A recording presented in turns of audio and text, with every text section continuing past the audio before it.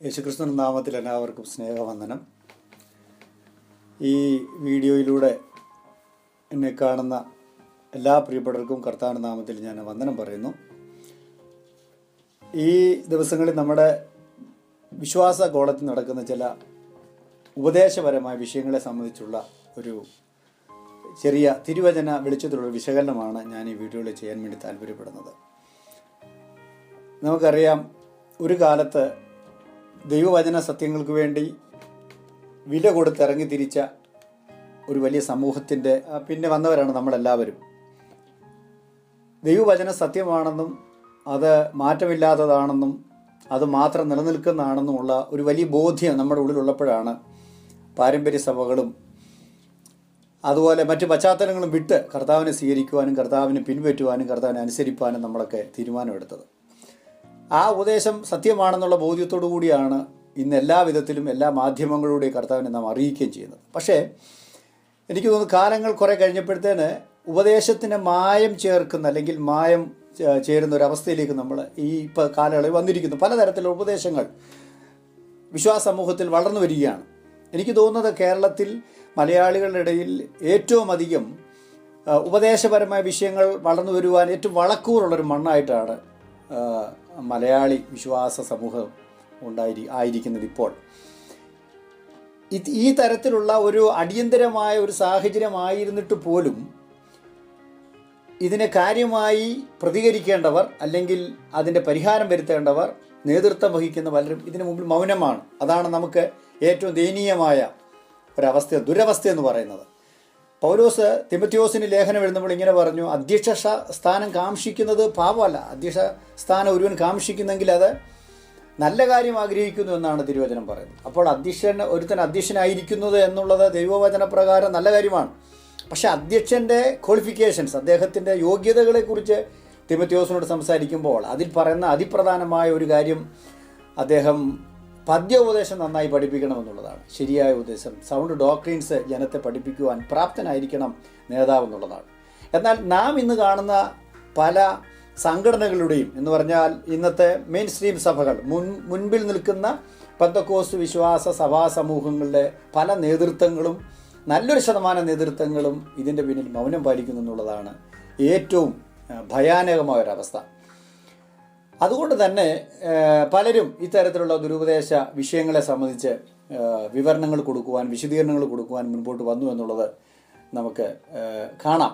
ഞാൻ ഈ വിഷയങ്ങളിൽ ചെറിയ ഒന്ന് രണ്ട് കാര്യങ്ങളാണ് എന്നെ കേൾക്കുന്ന സഹോദരങ്ങളുടെ മുമ്പിൽ വെക്കാൻ താല്പര്യപ്പെടുന്നത്. ഞാൻ പറയുന്ന കാര്യങ്ങൾ നിങ്ങൾക്ക് തിരുവചന പ്രകാരം വിശകലനം ചെയ്യുവാനും പഠിക്കുവാനുള്ള അവകാശമുണ്ട്, അഭിപ്രായങ്ങൾ പറയാനുള്ള അവകാശമുണ്ട് എന്ന് മുൻകൂട്ടി ഞാൻ നിങ്ങളോട് പറയട്ടെ. ഉപദേശ സംബന്ധമായ വിഷയങ്ങൾ സംസാരിക്കുവാൻ അല്ലെങ്കിൽ ദുരുപദേശ ഖണ്ഡനമെന്നോ അല്ലെങ്കിൽ വിശ്വാസ സംരക്ഷണ മീറ്റിങ്ങുകളെന്നൊക്കെ പറയുമ്പോൾ ഇതിനെ എതിർക്കുന്ന നല്ലൊരു ശതമാനം ആൾക്കാരും നമ്മുടെ മുമ്പിൽ വെക്കുന്ന ആദ്യത്തെ ഒരു അഭിപ്രായം അല്ലെങ്കിൽ അവർ എതിര് പറയുന്നൊരു കാര്യം പരിശുദ്ധാത്മാവിൻ്റെ പ്രവൃത്തികൾക്ക് എതിരാണ്, പരിശുദ്ധാത്മാവിൽ വിശ്വാസമില്ലാത്തവരാണ്, പരിശുദ്ധാത്മാവിനെക്കുറിച്ച് അറിവില്ലാത്തവരാണ്. ഇതൊക്കെയാണ് പ്രധാനമായി ഇവർ മുൻപോട്ട് പറയുന്ന ആരോപണങ്ങൾ. അതുകൊണ്ട് തന്നെ ആദ്യം തന്നെ ഞാൻ പറയട്ടെ, ഈ പറയുന്ന പഠിപ്പിക്കുന്ന അല്ലെങ്കിൽ ഇവിടെ പറയുന്ന കാര്യങ്ങളൊന്നും പരിശുദ്ധാത്മാവിനെതിരല്ല. പരിശുദ്ധാത്മാവിനെ കൊച്ചാക്കി കാണിക്കാനോ പരിശുദ്ധാത്മാവില്ലെന്ന് പറയാനൊന്നുമല്ല. പരിശുദ്ധാത്മാവിൽ 100% വേദപുസ്തകം വെളിപ്പെടുത്തുന്ന ദൈവത്തിൻ്റെ ആത്മാവിൽ വിശ്വസിക്കാതെ നമുക്കൊരിക്കലും അല്ലെങ്കിൽ ആ ആത്മാവിനെ അനുഭവിക്കാൻ നമുക്കൊരിക്കലും ഇങ്ങനെയുള്ള കാര്യങ്ങൾ ചെയ്യാൻ പറ്റിയല്ല. അതുകൊണ്ട് തന്നെ പറയട്ടെ, പരിശുദ്ധാത്മാവിൽ 100% വിശ്വസിച്ചുകൊണ്ട് പരിശുദ്ധാത്മാവിൻ്റെ പ്രവർത്തികളെ അംഗീകരിച്ചുകൊണ്ട് പരിശുദ്ധാത്മാവ് ഇന്ന് ഭൂമിയിൽ പ്രവർത്തിക്കുന്നു എന്ന് വിശ്വസിച്ചുകൊണ്ട് പരിശുദ്ധാത്മാവിൻ്റെ വരങ്ങളും പ്രവർത്തികളും ഇന്നും ഭൂമി നിലനിൽക്കുന്നു. അപ്പോസ്തോലിക കാലം മുതലുള്ള അന്ന് അപ്പോസ്തലന്മാർ അനുഭവിച്ച അതേ ആത്മാവിൻ്റെ പ്രവർത്തനങ്ങൾ, അന്ന് അവരുടെ ഇടയിൽ പ്രവർത്തിച്ച അതേ പരിശുദ്ധാത്മാവ് ഇന്നും നമ്മുടെ ഇടയിൽ പ്രവർത്തിക്കുന്നു എന്ന് 100% തിരുവചന വെളിച്ചത്തിൽ വിശ്വസിച്ചുകൊണ്ടാണ് ഞങ്ങൾ ഇങ്ങനെ ഒരു ക്ലാസ്സുകൾ സംഘടിപ്പിക്കുന്നതും പറയുന്നതും. പ്രവചനമുണ്ട്, അത് വിശ്വസിക്കുന്നു. പരിശുദ്ധാത്മാവിൻ്റെ വരങ്ങളുണ്ട്, അത് വിശ്വസിക്കുന്നു. അന്യഭാഷയുണ്ട്, അത് വിശ്വസിക്കുന്നു. രോഗശാന്തിയുണ്ട്, അത് വിശ്വസിക്കുന്നു. അടയാളങ്ങളും അത്ഭുതങ്ങളും വീര്യപ്രവർത്തികളും ദൈവവചനപ്രകാരം വിശ്വസിക്കണം. വിശ്വസിക്കാതിരിക്കാൻ ഒരു വിശ്വാസി കഴിയില്ല. അപ്പോൾ അതെല്ലാം ഉൾക്കൊണ്ടുകൊണ്ട് തന്നെ മറ്റ് ഇതര തിരുവചനത്തിന് പുറത്തുള്ള പല ഉപദേശങ്ങളെയും നമുക്ക് അംഗീകരിക്കാൻ കഴിയില്ല. ഇത് പറയുമ്പോൾ ഞാൻ മനസ്സിലാക്കിയൊരു കാര്യം, ഉപദേശപരമായ വിഷയങ്ങൾ സംസാരിക്കുമ്പോൾ അല്ലെങ്കിൽ ഇന്ന് കാണുന്ന പല കോപ്രായങ്ങളും കാണിക്കുന്ന പല ആത്മീയരെന്ന് പറയുന്ന പല ആളുകളും പറയുന്ന ഒരു കാര്യം, പരിശുദ്ധാത്മാവിൻ്റെ പ്രവൃത്തികളെ നമ്മൾ ലിമിറ്റ് ചെയ്യരുത്, പരിധി വിടരുത് എന്നൊക്കെയാണ്. സഹോദരങ്ങളെ, വേദപുസ്തകം പഠിക്കുന്ന നിങ്ങൾക്ക് മനസ്സിലാക്കാൻ കഴിയുന്ന ഒരു പ്രധാനപ്പെട്ട കാര്യം, പരിശുദ്ധാത്മാവിൻ്റെ ഭൂമിയിലെ ഇന്നത്തെ പ്രവൃത്തികൾക്ക് പരിമിതി ഉണ്ടെന്ന് തന്നെയാണ് ഞാൻ വിശ്വസിക്കുന്നത്. കാരണം നമുക്ക് തന്നിരിക്കുന്ന തിരുവെഴുത്തിലൂടെ മാത്രമേ പരിശുദ്ധാത്മ പ്രവർത്തിക്കുകയുള്ളൂ. കർത്താവ് ഒരിക്കൽ പറഞ്ഞ വളരെ പ്രസിദ്ധമായ ഒരു വാചകം ഇങ്ങനെയാണ്: വിശ്വസിക്കുന്നതിനുള്ളിൽ നിന്ന് തിരുവെഴുത്ത് പറയുന്ന പോലെ ജീവജലത്തിന് നദികൾ ഒഴുകും. അതിനകത്ത് അടുത്ത വാക്യം പറയാൻ, തന്നെ വിശ്വസിക്കാനിരിക്കുന്നവർക്ക് ലഭിക്കുന്ന പരിശുദ്ധാത്മാവിനെ കുറിച്ച് അത്രേ പറഞ്ഞു എന്നുള്ളതാണ്. അപ്പോൾ തിരുവെഴുത്ത് പറയുന്നത് പോലെ ഒരു ഒഴുക്ക്, തിരുവെഴുത്ത് പറയുന്നത് പോലെയുള്ള ഒരു ദൈവപ്രവൃത്തി, ദൈവാത്മാവിൻ്റെ പ്രവൃത്തി, പരിശുദ്ധാത്മാവ് ഇന്ന് ഭൂമിയിൽ പരിധികളോ പരിമിതികളോ ഇല്ലാതെ പ്രവർത്തിക്കാൻ അങ്ങനെ നമ്മൾ പറയാൻ തുടങ്ങിക്കഴിഞ്ഞാൽ, ഇന്ന് ഇതര കർസ്മാറ്റിക് ഗ്രൂപ്പിൻ്റെ ഇടയിലും വിഗ്രഹങ്ങളെ സേവിക്കുന്നവരും അതുപോലെ തന്നെ വേദപുസ്തക വിരുദ്ധമായ പല ഉപദേശങ്ങൾ ഉൾക്കൊള്ളുകയും അംഗീകരിക്കുകയും വിശ്വസിക്കുകയും പ്രചരിപ്പിക്കുകയും ചെയ്യുന്ന ആൾക്കാർ കാണിക്കുന്ന എല്ലാ കാര്യങ്ങളും നമ്മളും അംഗീകരിക്കേണ്ടതായിട്ട് വരും. അതെല്ലാം ബിബ്ലിക്കലാണെന്നും പരിശുദ്ധാത്മാവിൻ്റെ പ്രവൃത്തിയാണെന്നും നമ്മൾ അംഗീകരിക്കാതിരിക്കാൻ നിവൃത്തിയില്ലാതെ വരും. അതൊരിക്കലും നമുക്ക് ഉൾക്കൊള്ളാൻ പറ്റില്ല. കാരണം ദൈവവചനത്തിലൂടെ മാത്രമേ പരിശുദ്ധാത്മ പ്രവർത്തിക്കുകയുള്ളൂ. അപ്പോൾ കർത്താവ് പറഞ്ഞ വാക്ക് എല്ലാ പ്രിയപ്പെട്ട ഹൃദയത്തിൽ സംഗ്രഹിക്കുക. എന്താണ്?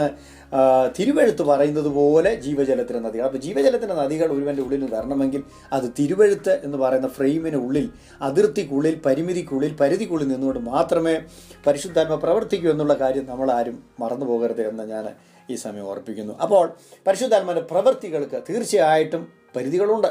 കർത്താവ് പറഞ്ഞത്, പരിശുദ്ധാത്മാവ് വരുമ്പോഴോ കാര്യസ്ഥൻ വരുമ്പോഴോ അവനെല്ലാം ഓർപ്പിച്ചു തരും, ഞാൻ നിങ്ങളെ ഉപദേശമെല്ലാം ഓർപ്പിച്ചു തരും. പുത്തൻ പഠിപ്പിക്കുമെന്നൊന്നും പരിശുദ്ധാത്മാവിനെ കുറിച്ച് കർത്താവ് പോലും പറഞ്ഞിട്ടില്ല. അങ്ങനെയാണെങ്കിൽ ഇന്ന് നാം ചെയ്യുന്ന ഏതൊരു പ്രവൃത്തികളും, നാം പഠിപ്പിക്കുന്ന ഉപദേശങ്ങളും തിരുവചനങ്ങളും എല്ലാം തിരുവെഴുത്തിൻ്റെ ഫ്രെയിമിനുള്ളിൽ നിന്നുകൊണ്ട് മാത്രമേ നമുക്ക് ചെയ്യാൻ കഴിയുള്ളൂ. കാരണം അപ്പോൾ എഫേസ്യ ലേഖനം 2-ാം അധ്യായത്തിൽ പൗലോസ് പറയുന്നത്, ക്രിസ്തുയേശു തന്നെ മൂലക്കല്ലായിരിക്കെ അപ്പോസ്തലന്മാരും പ്രവാചകന്മാരും എന്നുള്ള അടിസ്ഥാനത്തിൻ്റെ മേൽ ക്രിസ്തുവിൻ്റെ സഭ പണിയുന്നു എന്നുള്ളതാണ്. നിങ്ങൾ ഓർക്കുക, എത്ര ബഹുനില കെട്ടിടം നാം പണിതാലും 101 നില ഉള്ള കെട്ടിടം പണിയുമ്പോഴും അതിൻ്റെ അടിസ്ഥാനം ഒരിക്കലായിട്ട് ഇടുന്നതാണ്. അല്ലാതെ ഓരോ നില കഴിയുമ്പോഴും അടിസ്ഥാനങ്ങൾ പണിയാറില്ല. എന്നതുപോലെ ദൈവസഭയാമെന്ന മഹാസൗധത്തിൻ്റെ അടിസ്ഥാനം ക്രിസ്തുവും അപ്പോസ്തലന്മാരും പ്രവാചകന്മാരും എന്നുള്ള അടിസ്ഥാനത്തിൽ വിട്ടു കഴിഞ്ഞു. ഇനി നമ്മൾ അതിൻ്റെ മേൽ വിശ്വാസികളാകുന്ന കല്ലുകൾ കൊണ്ടുള്ള സഭാസൗധത്തിൻ്റെ പണി മാത്രമേ നടക്കുന്നുള്ളൂ. അല്ല നമുക്ക് എല്ലാ ആഴ്ചയിലും കത്തോലിക്കർ വിശ്വസിക്കുന്നത് പോലെ ചാക്രിക ലേഖനങ്ങളോ ഇടയലേഖനങ്ങളോ കൊണ്ട് ദൈവവചനത്തോട് കൂട്ടിച്ചേർക്കുകയും അതും പുതിയ ആശയങ്ങൾ കൂട്ടിച്ചേർക്കാൻ നമുക്ക് അവകാശമില്ല. ദൈവസഭ ക്രിസ്തുവിൻ്റെ അവകാശമാണ്, ദൈവത്തിൻ്റെതാണ്. ദൈവത്തിന് മാത്രമേ അതിനകത്ത് അവകാശമുള്ളൂ. അതുകൊണ്ട് ക്രിസ്തുവിൻ്റെ സഭ കർത്താവാണ് പണിയുന്നത്. ആൾക്കാരുടെ വിചാരം സഭ പണിയുന്നത് നേതാക്കന്മാരാണെന്ന് വിശ്വാസികളാണെന്ന്. അങ്ങനെയല്ല. ഈ കർത്താവ് പറഞ്ഞിങ്ങനെയാണ്, ഞാൻ എൻ്റെ സഭയെ പണിയും. ക്രിസ്തുവാണ് സഭ പണിയുന്നത്. പരിശുദ്ധാത്മാവിനാൽ പണിയുന്നു എന്ന് എഫേസ്യ ലേഖനം നാം പഠിക്കുന്നു. അപ്പോൾ തന്നെ കൊരിന്ത്യർ ലേഖനത്തിൽ 3-ാം അധ്യായത്തിൽ പൗലോസ് അപ്പോസ്തലൻ പറയുന്നത്, ദൈവത്തോടൊപ്പം കൂട്ടുവേലക്കാർ, ദൈവമാണ് സഭ പണിയുന്നത്. അപ്പോൾ ത്രിയേക ദൈവത്തിൻ്റെ പ്രവൃത്തിയാണ് ദൈവസഭയുടെ പണി എന്ന് പറയുന്നത്. അല്ലാതെ അപ്പം നമ്മുടെ പരിപാടി എന്താണ്? നമ്മളെ ദൈവത്തോടൊപ്പം കൂട്ടുവേലക്കാരാണ്. ദൈവസഭ പണിയുന്ന പ്രവർത്തിക്കകത്ത് ദൈവം ഏർപ്പെട്ടിരിക്കുമ്പോൾ, പരിശുദ്ധാത്മാവ് ഏർപ്പെട്ടിരിക്കുമ്പോൾ ആ ദൈവത്തോടൊപ്പം നിന്നുകൊണ്ട് പ്രവർത്തിക്കുക എന്നുള്ളതാണ് ഏതൊരു വിശ്വാസിയുടെയും ശുശ്രൂഷകന്മാരുടെയും ഉത്തരവാദിത്വം എന്നുള്ളത്. അതുകൊണ്ട് അങ്ങനെ ആണെങ്കിൽ അതെങ്ങനെ നമുക്ക് ചെയ്യാൻ പറ്റും? തിരുവെഴുത്തിലൂടെ മാത്രമേ നമുക്ക് കഴിയുള്ളൂ. ഇന്ന് കർത്താവ് പറഞ്ഞ അതുപോലെ തന്നെ മഹത്തായ ഒരു വാക്യമാണ്, എൻ്റെ ഈ വചനങ്ങളെ കേട്ടനുസരിക്കുന്നവൻ പാറമേൽ വീട് പണിത ബുദ്ധിയുള്ള മനുഷ്യന് തുല്യനാണ്. അങ്ങനെയാണെങ്കിൽ കർത്താവിൻ്റെ വചനത്തിന്മേലാണ് സഭ പണിയേണ്ടത്. കർത്താവിൻ്റെ വചനത്തിന്മേലാണ് നാം നിയമങ്ങൾ ഉണ്ടാക്കേണ്ടത്. അതല്ലാതെ ഓരോരുത്തർക്കും ഉണ്ടാകുന്ന വെളിപ്പാടും ഓരോരുത്തർക്കും ഉണ്ടാകുന്ന തീരുമാനങ്ങളും ഓരോരുത്തർക്കും ഉണ്ടാകുന്ന ആശയങ്ങളും എല്ലാം പരിശുദ്ധാത്മാവിൻ്റെ പേര് പറഞ്ഞ് നമ്മൾ പുറത്തിറക്കാൻ തുടങ്ങിക്കഴിഞ്ഞാൽ എവിടെ ചെന്ന് നിൽക്കുമെന്ന് നമുക്കറിയത്തില്ല. ആ ഒരു അവസ്ഥയിലേക്കാണ് ഇന്ന് പെന്തക്കോസ്ത് ലോകത്തിലെ പല ഉപദേശങ്ങളും കടന്നു പോകുന്നത്. അതുകൊണ്ട് സഹോദരങ്ങളെ, പരിശുദ്ധാത്മാവിൻ്റെ പ്രവൃത്തിക്ക് തിരുവെഴുത്ത് എന്ന് പറയുന്ന ഒരു പരിധി നമ്മൾ മനസ്സിലാക്കണം. തിരുവെഴുത്തുന്ന പരിധിക്കുള്ളിൽ നിന്നുകൊണ്ട് പരിശുദ്ധാത്മ പ്രവർത്തിക്കുകയുള്ളൂ. അപ്പോൾ തന്നെ നമ്മൾ മറക്കാതിരിക്കേണ്ട ഒരു അതിപ്രധാനമായ കാര്യം, പരിശുദ്ധാത്മാവിൻ്റെ ശക്തിക്ക് പരിധികളില്ല, പരിമിതികളില്ല.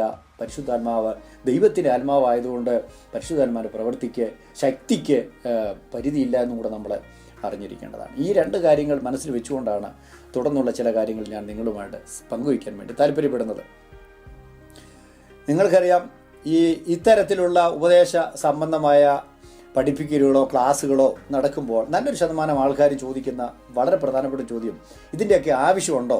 നമ്മളിതിനൊക്കെ ഉത്തരം പറയേണ്ട കാര്യമുണ്ടോ? നമ്മൾ നമ്മുടെ വിശ്വാസം കൊണ്ട് അങ്ങ് പോയാൽ പോരെ എന്നൊക്കെ ആൾക്കാർ ചോദിക്കാറുണ്ട്. ഒരു 10-15 വർഷങ്ങൾക്ക് മുമ്പ് ഞാൻ കേരളത്തിൽ കർത്താവിൻ്റെ വേലയായിരിക്കുന്ന ആ സമയങ്ങളിൽ ക്രിസ്തീയ വിശ്വാസത്തിനെതിരായിട്ട് വളരെ കാര്യമായി ആഞ്ഞടിച്ച അല്ലെങ്കിൽ ഉപദേശങ്ങളെയും ക്രിസ്തുവിനെയും തിരുവചനത്തെയൊക്കെ അടച്ചാക്ഷേപിക്കുകയും അതുപോലെ തന്നെ തെറ്റാണെന്ന് പ്രചരിപ്പിക്കുകയും ചെയ്ത ഇസ്ലാമിക ഗ്രൂപ്പുകൾ അന്ന് കേരളത്തിലുണ്ട്, ഇന്നും ഉണ്ട് എന്നുള്ള കാര്യം ഞാൻ മറക്കുന്നില്ല.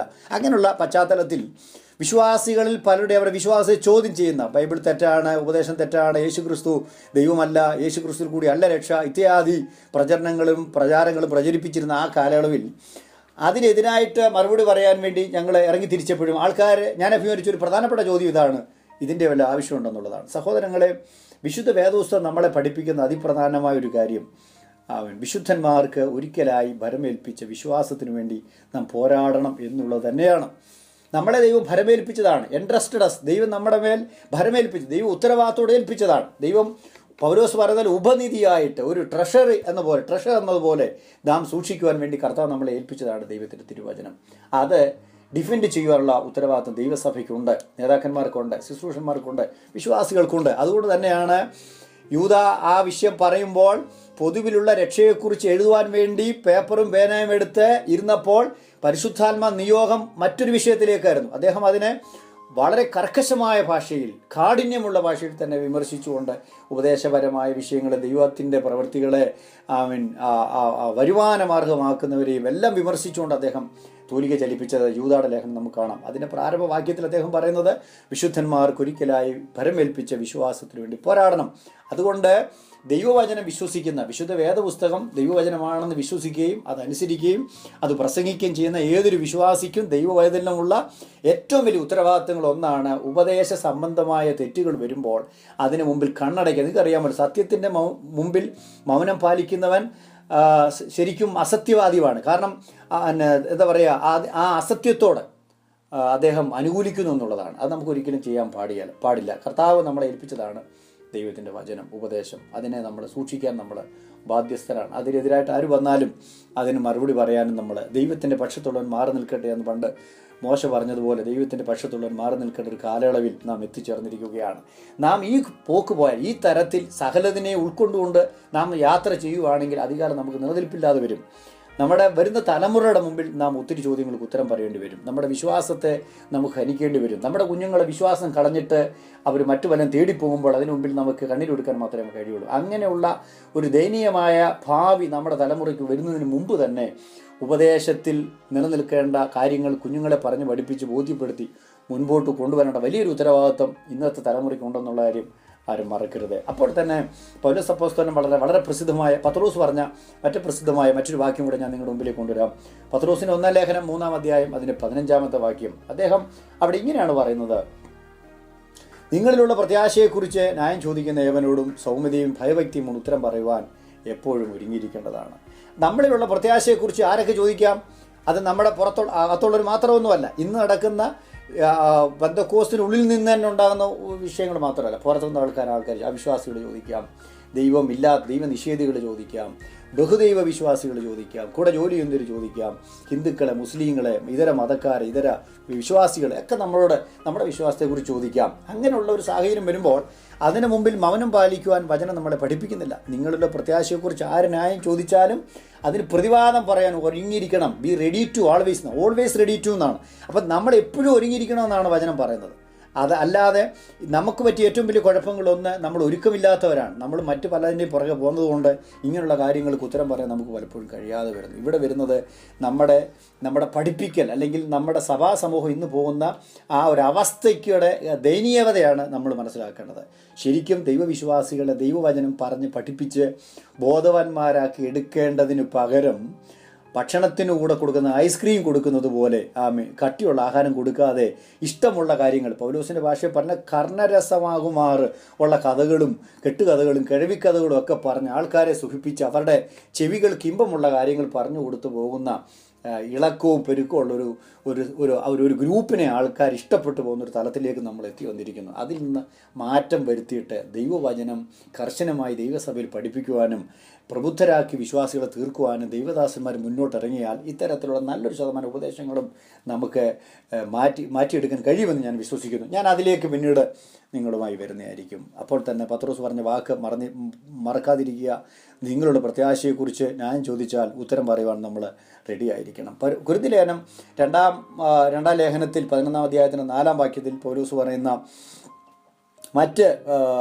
വളരെ പ്രസിദ്ധമായ മറ്റൊരു വാക്യമാണ്, മറ്റൊരു ക്രിസ്തു, മറ്റൊരു ആത്മാവ്, മറ്റൊരു സുവിശേഷം. ഇതൊക്കെ നിങ്ങളുടെ ഇടയിൽ വന്നിട്ട് നിങ്ങൾ സഹിക്കുന്നുവോൽ അദ്ദേഹം അത്ഭുതപ്പെടുകയാണ്.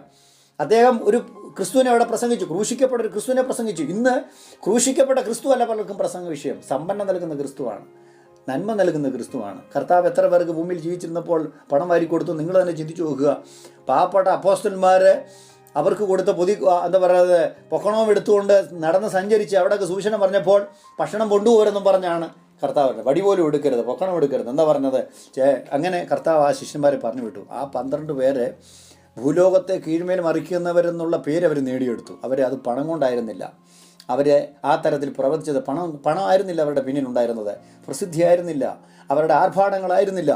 അവരെ സംബന്ധിച്ചുള്ള അവരുടെ മേൽ പകർന്ന ദൈവകൃപയുടെയും പരിശുദ്ധാത്മാവിൻ്റെ ശക്തി കൊണ്ട് അവർ ലോകമെമ്പാടും പോയി. അവർ പട്ടിണി കിടന്ന് മരിച്ചു. ഞാൻ ഈ കഴിഞ്ഞ ദിവസങ്ങളിൽ ഓർത്തു, സമ്പന്നതയുടെ സുവിശേഷം പ്രസംഗിച്ച് ഇന്ന് സമ്പന്നരായി ജീവിക്കുന്ന പലരുടെയും മുമ്പിൽ ഇവരിന്നും നോക്കുകുത്തികളാണ്, അല്ലെങ്കിൽ ഇവരിന്നൊരു ആക്ഷേപമായിട്ട് അവരുടെ മുമ്പിൽ നിൽക്കുകയാണ്. 12 പേരെയും കർത്താവ് ലോകത്തിൻ്റെ വിവിധ സ്ഥലങ്ങളിലേക്ക് അയച്ചിട്ട് ഒറ്റ അപ്പോസ്തലൻ പോലും പട്ടിണി കിടന്ന് മരിച്ചായിട്ട് ചരിത്രം പറയുന്നില്ല സഹോദരങ്ങളെ. അതിലൂടെ തന്നെ നാം മനസ്സിലാക്കണം, കാശിന് വകയില്ലാതെ സുവിശേഷ വേലയ്ക്ക് ഇറങ്ങിയാൽ പോലും പട്ടിണി കിടന്ന് മരിക്കാതെ ദൈവം സൂക്ഷിക്കുന്നൊരു കർത്താവിനെയാണ് നാം സേവിക്കുന്നുള്ള കാര്യം നമ്മൾ മറന്നു പോകരുത്. സുവിശേഷ വേലയെന്ന് പറയുന്നതും കർത്താവിൻ്റെ വേലയ്ക്ക് വേണ്ടി ഇറങ്ങുന്നെന്ന് പറയുന്നതും സ്പോൺസറിനെ കണ്ടുമുട്ടിയിട്ട് ഇറങ്ങിത്തിരിക്കുന്ന ഒരു വേലയല്ല. സ്വർഗത്തിലെ ദൈവം തമ്പുരാൻ സ്പോൺസറായിട്ട് തീരുന്നു എന്ന ബോധ്യമുള്ളവൻ ഇറങ്ങിത്തിരിക്കേണ്ട വേലയാണ് സുവിശേഷ വേല. ജീവിക്കാൻ വേണ്ടി സുവിശേഷ വേല ചെയ്യുന്നവനെ സുവിശേഷ വേലയ്ക്ക് കൊള്ളത്തില്ല. സുവിശേഷ വേലയ്ക്ക് വേണ്ടി ജീവിക്കുന്നതിനെയാണ് കർത്താവിന് ഇന്നും ആവശ്യം. അതുകൊണ്ട് കർത്താവ് പ്രാർത്ഥിച്ച പ്രാർത്ഥന, കർത്താവ് നമ്മളോട് പറഞ്ഞൊരു പ്രാർത്ഥന ഇന്നും നമ്മൾ പ്രാർത്ഥിക്കണം. വിളവുകൾ ഇഷ്ടം പോലെ ഉണ്ട്, വയലുകൾ ഇഷ്ടം പോലെ ഉണ്ട്, വയലുകൾ ഒരുങ്ങി കിടക്കുന്നുണ്ട്, പക്ഷേ വേലക്കാർ ചുരുക്കമാണ്. അതുകൊണ്ട് വേലക്കാരെ അയക്കാൻ വേണ്ടി പിതാവിനോട് പ്രാർത്ഥിക്കണം. നമുക്ക് പ്രാർത്ഥിക്കണം. ഇന്നത്തെ കാലത്ത് വേലക്കാരെ വേണം, സത്യവേലക്കാരെ വേണം. കർത്താവിന് വേണ്ടി ത്യാഗം ചെയ്യുവാനും കഷ്ടപ്പെടുന്നുള്ള വേലക്കാരെ നമുക്ക് ഇന്നിൻ്റെ ആവശ്യമാണ്. പൗലോസ് പറയാണ്, കൊരിന്ത്യർ ലേഖനത്തിൽ പറയുന്നു, മറ്റൊരു ക്രിസ്തുവിനെ പ്രസംഗിച്ച് കേട്ട് നിങ്ങൾ ഇതെല്ലാം സഹിക്കുന്നുവെന്നാണ് അവർ ചോദിക്കുന്നത്. നിങ്ങൾക്ക് ഇങ്ങനെ ഉൾക്കൊള്ളാൻ പറ്റും, ഇതെല്ലാം കേട്ട് എങ്ങനെ മൗനം പാലിക്കാൻ പറ്റുന്നു എന്നുള്ളതാണ്. അപ്പം ഇന്നത്തെ മൗനങ്ങൾ ശരിക്കും ഈ തീവ്രമായ മാരണമായ മൗനങ്ങൾ പലപ്പോഴും നമുക്കും അസ്വസ്ഥത ഉണ്ടാക്കുന്നു. കാരണം ഞാൻ പലപ്പോഴും ചിന്തിച്ചിട്ടുള്ളൊരു കാര്യമാണ്, എന്തുകൊണ്ട് നേതാക്കന്മാർ മൗനം പാലിക്കുന്നു? പെന്തക്കോസ്തിലെ മുൻ നിരയിൽ നിൽക്കുന്ന സംഘടനയുടെ നേതാക്കന്മാർ ഇവർക്ക് ഒരുമിച്ചിരുന്നു കൊണ്ട് ഒരു തിയോളജി അല്ല ഒരു ഉപദേശം ഉണ്ടാക്കുവാൻ, ഇത് ഞങ്ങൾ വിശ്വസിക്കുന്നു എന്ന് പബ്ലിക്കിന് മുമ്പിൽ ഒന്ന് പറയുവാൻ, അല്ലെങ്കിൽ വിശ്വാസികളെ ബോധ്യപ്പെടുത്തുവാൻ, ഞങ്ങളുടെ വിശ്വാസം ഇതാണ്, ഈ കയറി വരുന്ന എല്ലാം പെന്തക്കോസ്തിൻ്റെ ഭാഗങ്ങളല്ല എന്ന് ധൈര്യത്തോടെ ഇവരെല്ലാം കൂടി ഒരു തീരുമാനമെടുത്ത് വിശ്വാസ സമൂഹത്തെ പറഞ്ഞ് ബോധ്യപ്പെടുത്തുവാൻ ഇവർക്ക് ഉത്തരവാദിത്തമുണ്ട്. പക്ഷേ ഇവരിൽ ഒരു വ്യക്തിയിൽ നിന്ന് പോലും നമ്മളത് കാണുക, ചുരുക്കം ചില അങ്കുലി പരിമിതങ്ങളായ ചില മനുഷ്യർ അവിടെ ഇവിടങ്ങളിൽ ശബ്ദിക്കുന്നു എന്നുള്ളത് നമുക്ക് പ്രത്യാശയ്ക്ക് വക നൽകുന്നുണ്ട്. അതിനായിട്ട് ഞാൻ കർത്താവിന് സ്തോത്രം ചെയ്യുന്നു. ഇവരിത് പറഞ്ഞ് സമൂഹത്തെ ബോധ്യപ്പെടുത്തണം, അതിന് ഉത്തരവാദിത്തം ഇവർക്കാണ്. ഇവരത് ചെയ്യുന്നില്ല. എന്താണ് ഇവരുടെ മൗനം കൊണ്ട് അർത്ഥമാകുന്നത്? പക്ഷേ രാഷ്ട്രീയ കളി നടത്തുന്നതിനും സ്ഥാനങ്ങളിലേക്ക് വരുന്നതിനും സീറ്റ് പിടിക്കുന്നതിനും വേണ്ടി ഇവർ കളിക്കാവുന്ന മാക്സിമം അവർ കളിക്കുന്നുണ്ട് എന്നുള്ള കാര്യം പത്രമാധ്യമങ്ങളിലൂടെ, ഇതര മാധ്യമങ്ങളിലൂടെ, മീഡിയകളിലൂടെ ലോകം കണ്ടുകൊണ്ടിരിക്കുന്നു. പക്ഷേ അപ്പോഴും മാറിപ്പോകുന്നത് സുവിശേഷവും സത്യവചനവും അത് പഠിപ്പിക്കേണ്ട ആവശ്യങ്ങളും ജനത്തിൽ നിന്ന് അവരകറ്റിക്കളയുന്നുള്ളതാണ് യാഥാർത്ഥ്യം. അടുത്ത ആൾക്കാരെ ചോദിക്കുന്ന മറ്റൊരു പ്രധാനപ്പെട്ട ഒരു കാര്യം എന്ന് പറയുന്നത്, ഇങ്ങനെയുള്ള പ്രവൃത്തികൾ അല്ലെങ്കിൽ ഈ ക്ലാസ്സുകളോ ഇങ്ങനെയുള്ള മീറ്റിങ്ങുകളോ ഈ തിരുവചന പ്രകാരമാണോ? അപ്പോസ്തലന്മാർ ഇങ്ങനെയൊക്കെ ചെയ്തിട്ടുണ്ടോ? ഇത് ന്യായമായി ചോദിക്കുന്നൊരു ചോദ്യമാണ്. പക്ഷേ വേദപുസ്തകത്തിൻ്റെ ആദിപാഠങ്ങൾ അറിയുന്ന ഒരു വ്യക്തി ഇത്തരത്തിലുള്ള ചോദ്യങ്ങൾ ചോദിക്കത്തില്ല എന്നാണ് എൻ്റെ വിശ്വാസം. കാരണം വചനത്തിൽ പറയുന്ന ഒരു പ്രധാനപ്പെട്ട കാര്യം, വചനം വായിക്കുമ്പോൾ നാം മനസ്സിലാക്കേണ്ട ഒരു പ്രധാനപ്പെട്ട കാര്യം, എഴുതപ്പെട്ട നല്ലൊരു ശതമാനം ലേഖനങ്ങൾ, പൗലോസിൻ്റെ ആകട്ടെ ഇതര ലേഖനങ്ങളാകട്ടെ, അതെല്ലാം ഈ തരത്തിൽ ഉപദേശ സംബന്ധമായ അല്ലെങ്കിൽ ഉപദേശത്തെ സംരക്ഷിക്കുന്ന തരത്തിലുള്ള ലേഖനങ്ങളായിരുന്നുവെന്ന് വചനം പഠിക്കുന്നവർക്ക് അറിയാൻ പറ്റും. കൊരിന്ത്യർക്ക് ലേഖനം പല വിഷയങ്ങളെ കൈകാര്യം ചെയ്യുന്നുണ്ട്.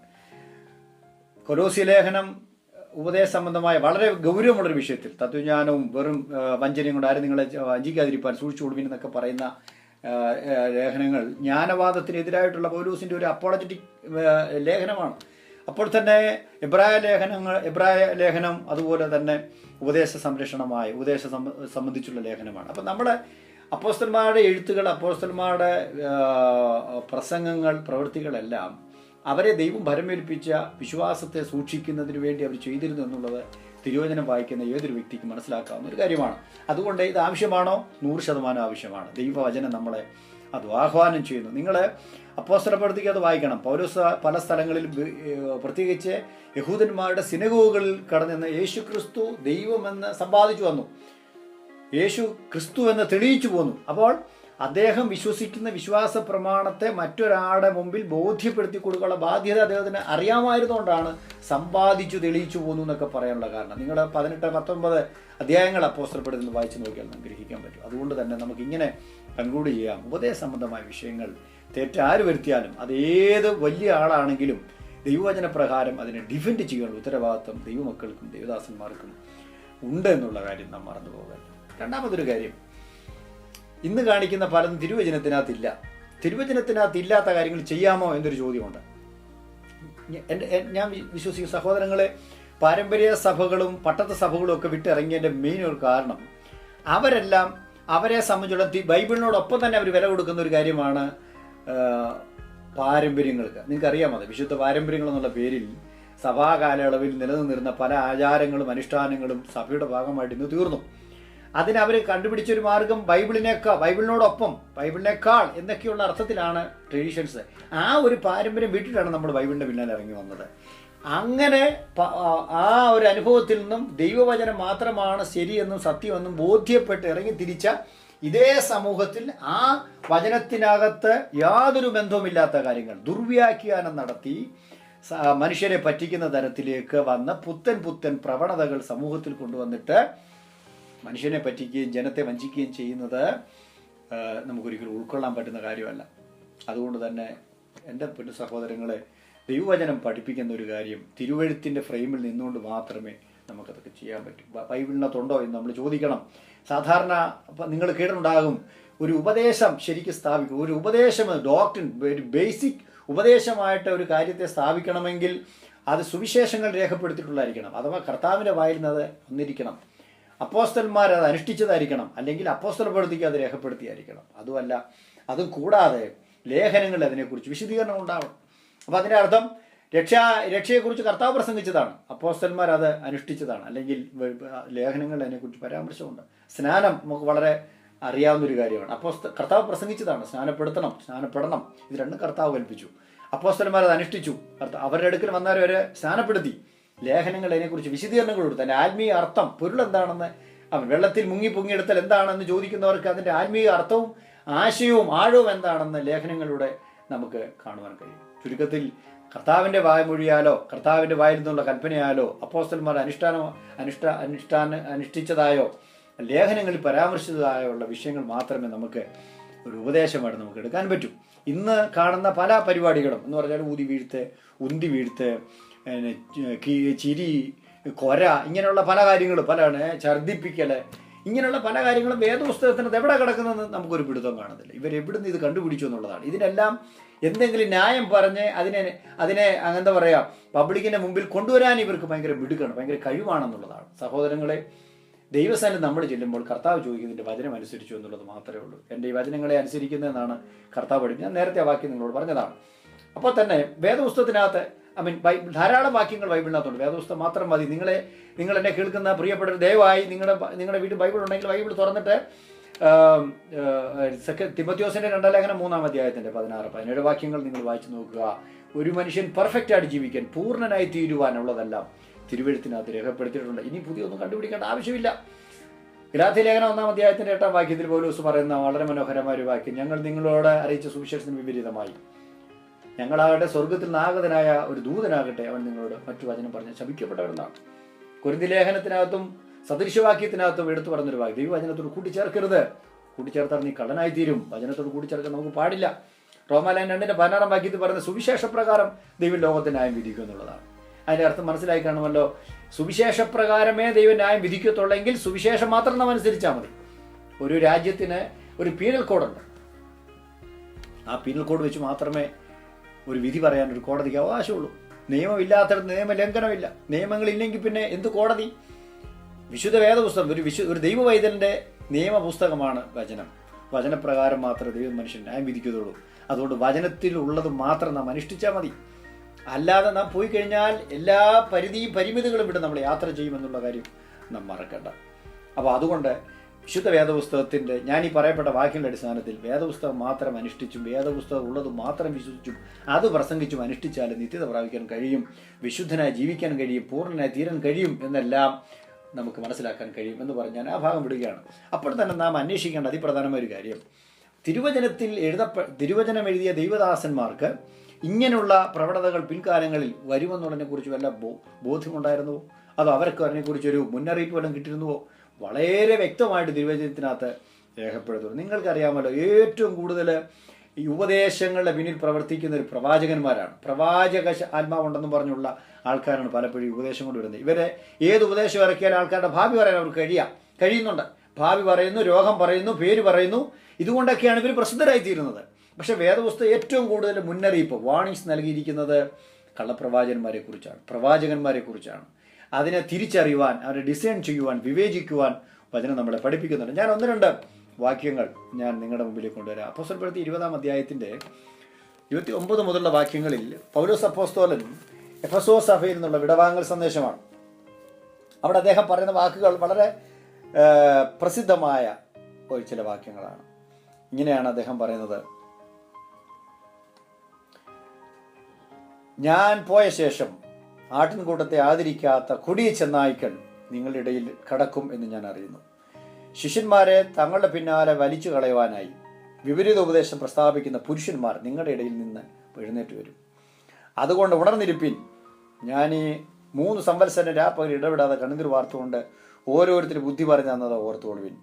നിങ്ങൾക്ക് ആത്മീയ വർധന വരുത്തുവാനും സകല വിശുദ്ധന്മാരോടും കൂടെ അവകാശം തരുവാനും കഴിയുന്ന ദൈവത്തിലും അവൻ്റെ കൃപയുടെ വചനത്തിലും ഞാൻ നിങ്ങളെ ഭരമേൽപ്പിക്കുന്നു.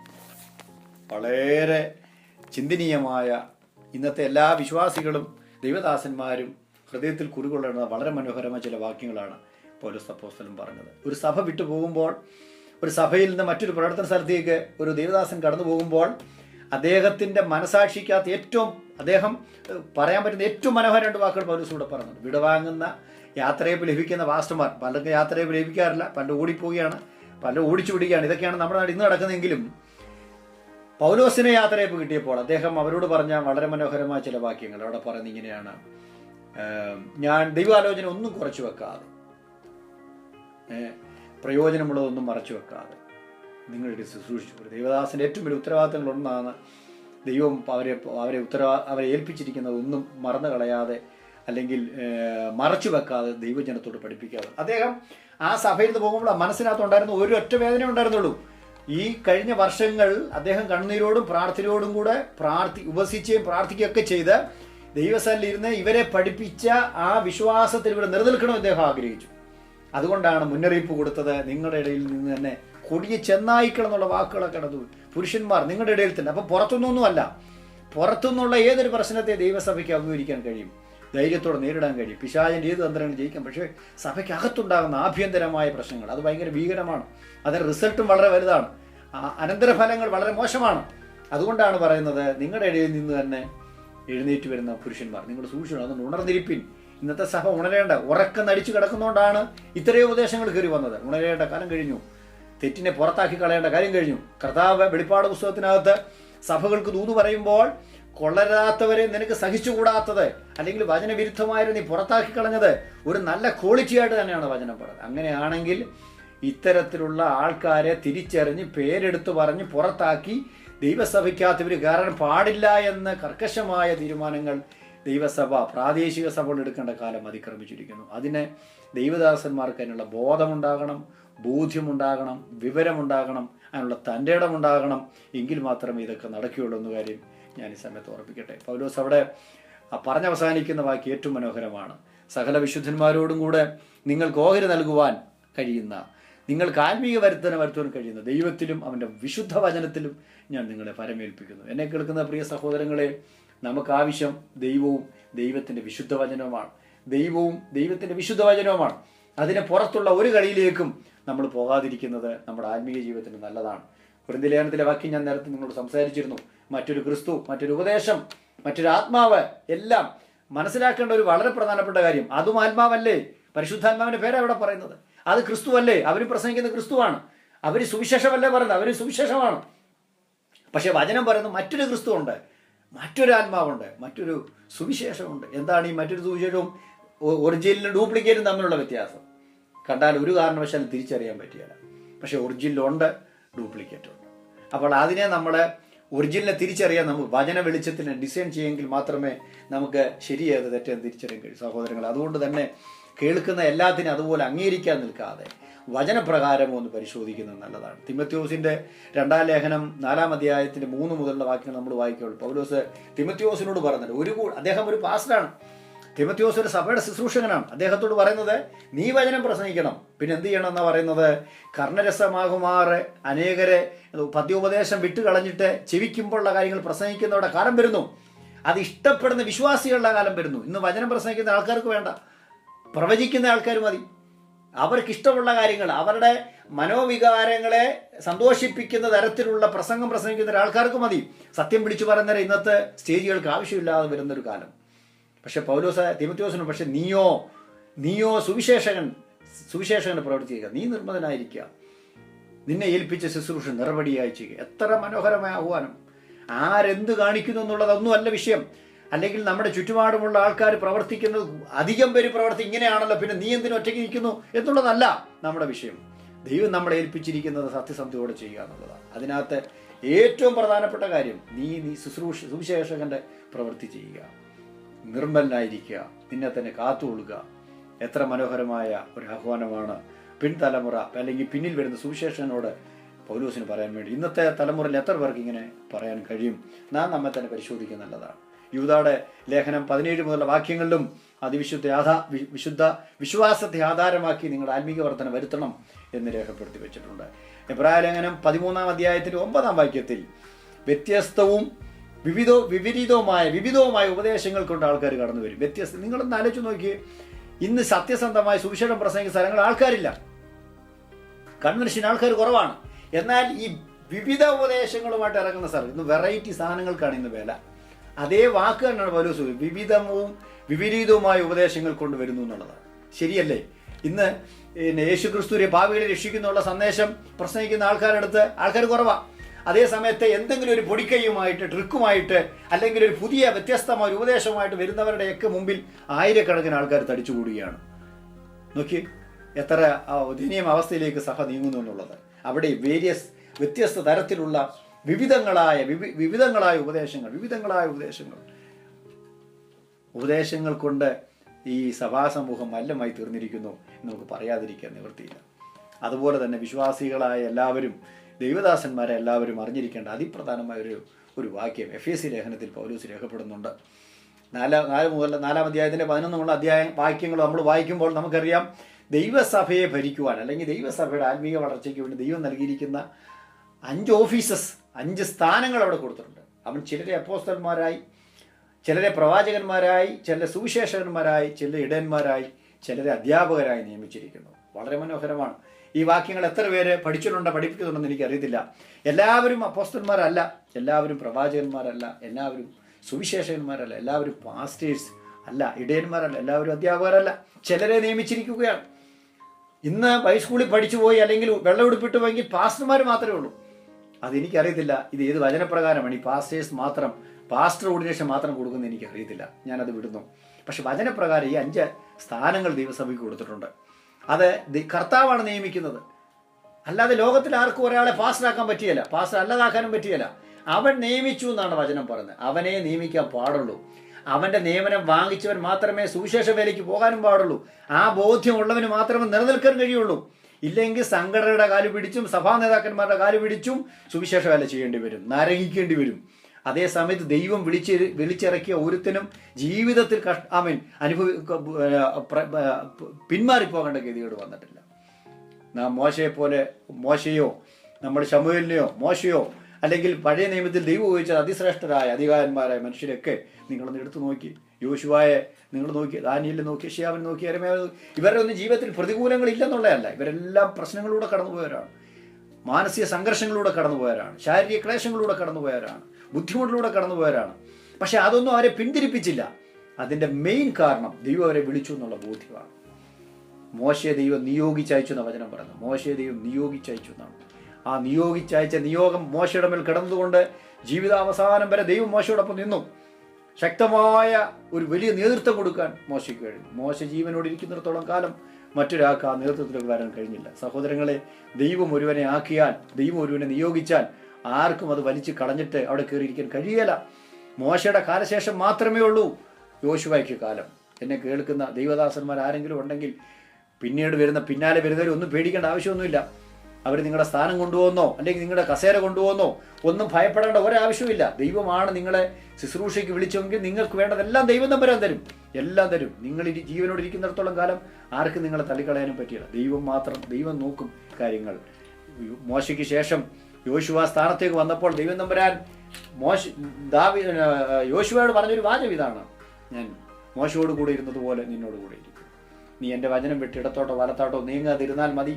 ഞാൻ മോശയോട് കൂടെ ഇരുന്ന് എന്തെല്ലാം ചെയ്തുവോ അതുപോലെ ഞാൻ നിന്നോട് കൂടെ ഇരിക്കും. അത് മാത്രമല്ല, നിന്റെ ആയുഷ്കാലത്തൊരിക്കലും ഒരു മനുഷ്യൻ നിന്റെ നേരെ നിൽക്കില്ല എന്നുള്ള അതിമഹത്തായ വാഗ്ദത്തവും ദൈവം തമ്പുരാൻ യോശുവയ്ക്ക്. സഹോദരങ്ങളെ, കർത്താവ് വേലയ്ക്ക് വിളിച്ചു എന്നുള്ള ബോധ്യവും കർത്താവ് നിയോഗിച്ചു എന്നുള്ള അകത്ത ഉറപ്പും ആത്മധൈര്യമുള്ള ഒരു ദൈവദാസനും ആരുടെ മുമ്പിൽ കൂശേണ്ടി വരികയില്ല. ദൈവം വേലയ്ക്ക് വിളിച്ചെങ്കിൽ ദൈവം സ്ഥലം ഒരുക്കും, ദൈവം വേലയ്ക്ക് വിളിച്ചെങ്കിൽ വയലൊരുക്കും, ദൈവം വേലയ്ക്ക് വിളിച്ചെങ്കിൽ ജീവിക്കാനുള്ള എല്ലാ നന്മകളും ദൈവം തമ്പുരാൻ തരും. അത് ആ ബോധ്യത്തോടെ സുവിശേഷ വേല ചെയ്യുന്നതിന് മാത്രമേ ഇന്നത്തെ കാലത്ത് സത്യസന്ധമായിട്ട് കർത്താവിൻ്റെ വേല ചെയ്യാൻ കഴിയുള്ളൂ എന്ന് പറഞ്ഞ് ഞാൻ ഭാഗം വിടുകയാണ്. എഫേസ്യ ലേഖനത്തിനകത്ത് നമ്മൾ ഉദ്ദേശിച്ച് പറയേണ്ട കാര്യങ്ങൾ ഞാൻ ഒരു വാക്കിൽ പറഞ്ഞു വിട്ടേക്കാം. എന്തിനാണ് ദൈവം ഈ തരത്തിലുള്ള 5 ഓഫീസ് സ്ഥാനമാനങ്ങൾ ദൈവസഭയ്ക്ക് നൽകിയത്? ഞാനത് വിശദീകരിക്കാം. എഫേസ്യ ലേഖനം 4-ാം അധ്യായത്തിൻ്റെ 12 മുതലുള്ള വാക്യങ്ങൾ വായിക്കുമ്പോൾ വളരെ മനോഹരമായ ഒരു ആശയം നമുക്ക് കാണാൻ കഴിയും. ദൈവസഭയ്ക്ക് നൽകിയ ഈ സുവിശേഷ വൃന്ദം അല്ലെങ്കിൽ ഈ ഓഫീസസ് എന്ന് പറയുന്നത് അത് പഠിക്കണം എല്ലാ ദൈവദാസന്മാരും വിശ്വാസികളും. ഓരോ വിശ്വാസിയെയും ക്രിസ്തുവിൻ്റെ സഭയാകുന്ന ശരീരത്തെ പണിയുക എന്നുള്ള ശുശ്രൂഷയുടെ വേലയ്ക്ക് വേണ്ടി പ്രിപ്പയർ ചെയ്യാൻ വേണ്ടിയാണ് ദൈവസഭയ്ക്ക് അവരെ നൽകിയിരിക്കുന്നത്. ഞാനത് വിശദീകരിക്കാൻ ഈ സമയം എടുക്കുന്നില്ല. പക്ഷേ അതിൻ്റെ താഴെയുള്ള വാക്യങ്ങൾ വായിക്കുമ്പോൾ അവർ മുഖാന്തരം സഭയ്ക്കുണ്ടാകുന്ന പ്രയോജനം പറയുന്നതിൻ്റെ പോസിറ്റീവ് നെഗറ്റീവ് ഉണ്ട്.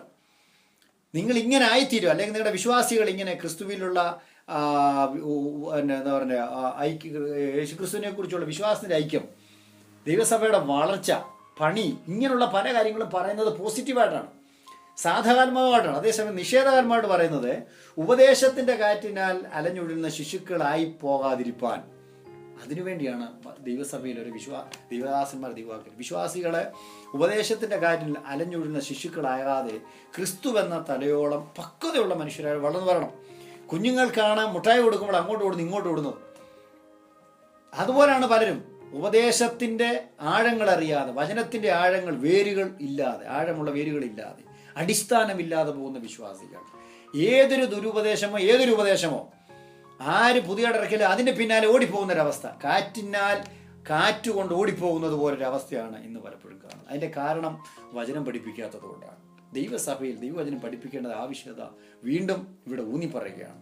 ദൈവദാസന്മാരുടെ ഉത്തരവാദിത്തമാണ് വിശ്വാസികൾ ഉപദേശത്തിൻ്റെ കാര്യത്തിൽ അലഞ്ഞൊഴിഞ്ഞു പോകാതെ ക്രിസ്തു എന്ന തലയോളം വളരത്തക്ക രീതിയിൽ മച്ചുവരായി തീരത്തക്ക രീതിയിൽ പക്വതയുള്ള വിശ്വാസികളായി തീരത്തക്ക രീതിയിൽ അവരെ പ്രബുദ്ധരാക്കി എടുക്കുക എന്നുള്ള വലിയ ഉത്തരവാദിത്തം തീമോഥെയോസിൻ്റെ 1-ാം ലേഖനം 1-ാം അധ്യായത്തിൻ്റെ 3-ാം വാക്യത്തിൽ പൗലോസ് തീമോഥെയോസിനോട് മുന്നറിയിപ്പ് കൊടുക്കുന്നതിനകത്ത് പറയുന്നത് സ്ട്രേഞ്ച് ഡോക്ട്രിൻസ് എന്നാണ്.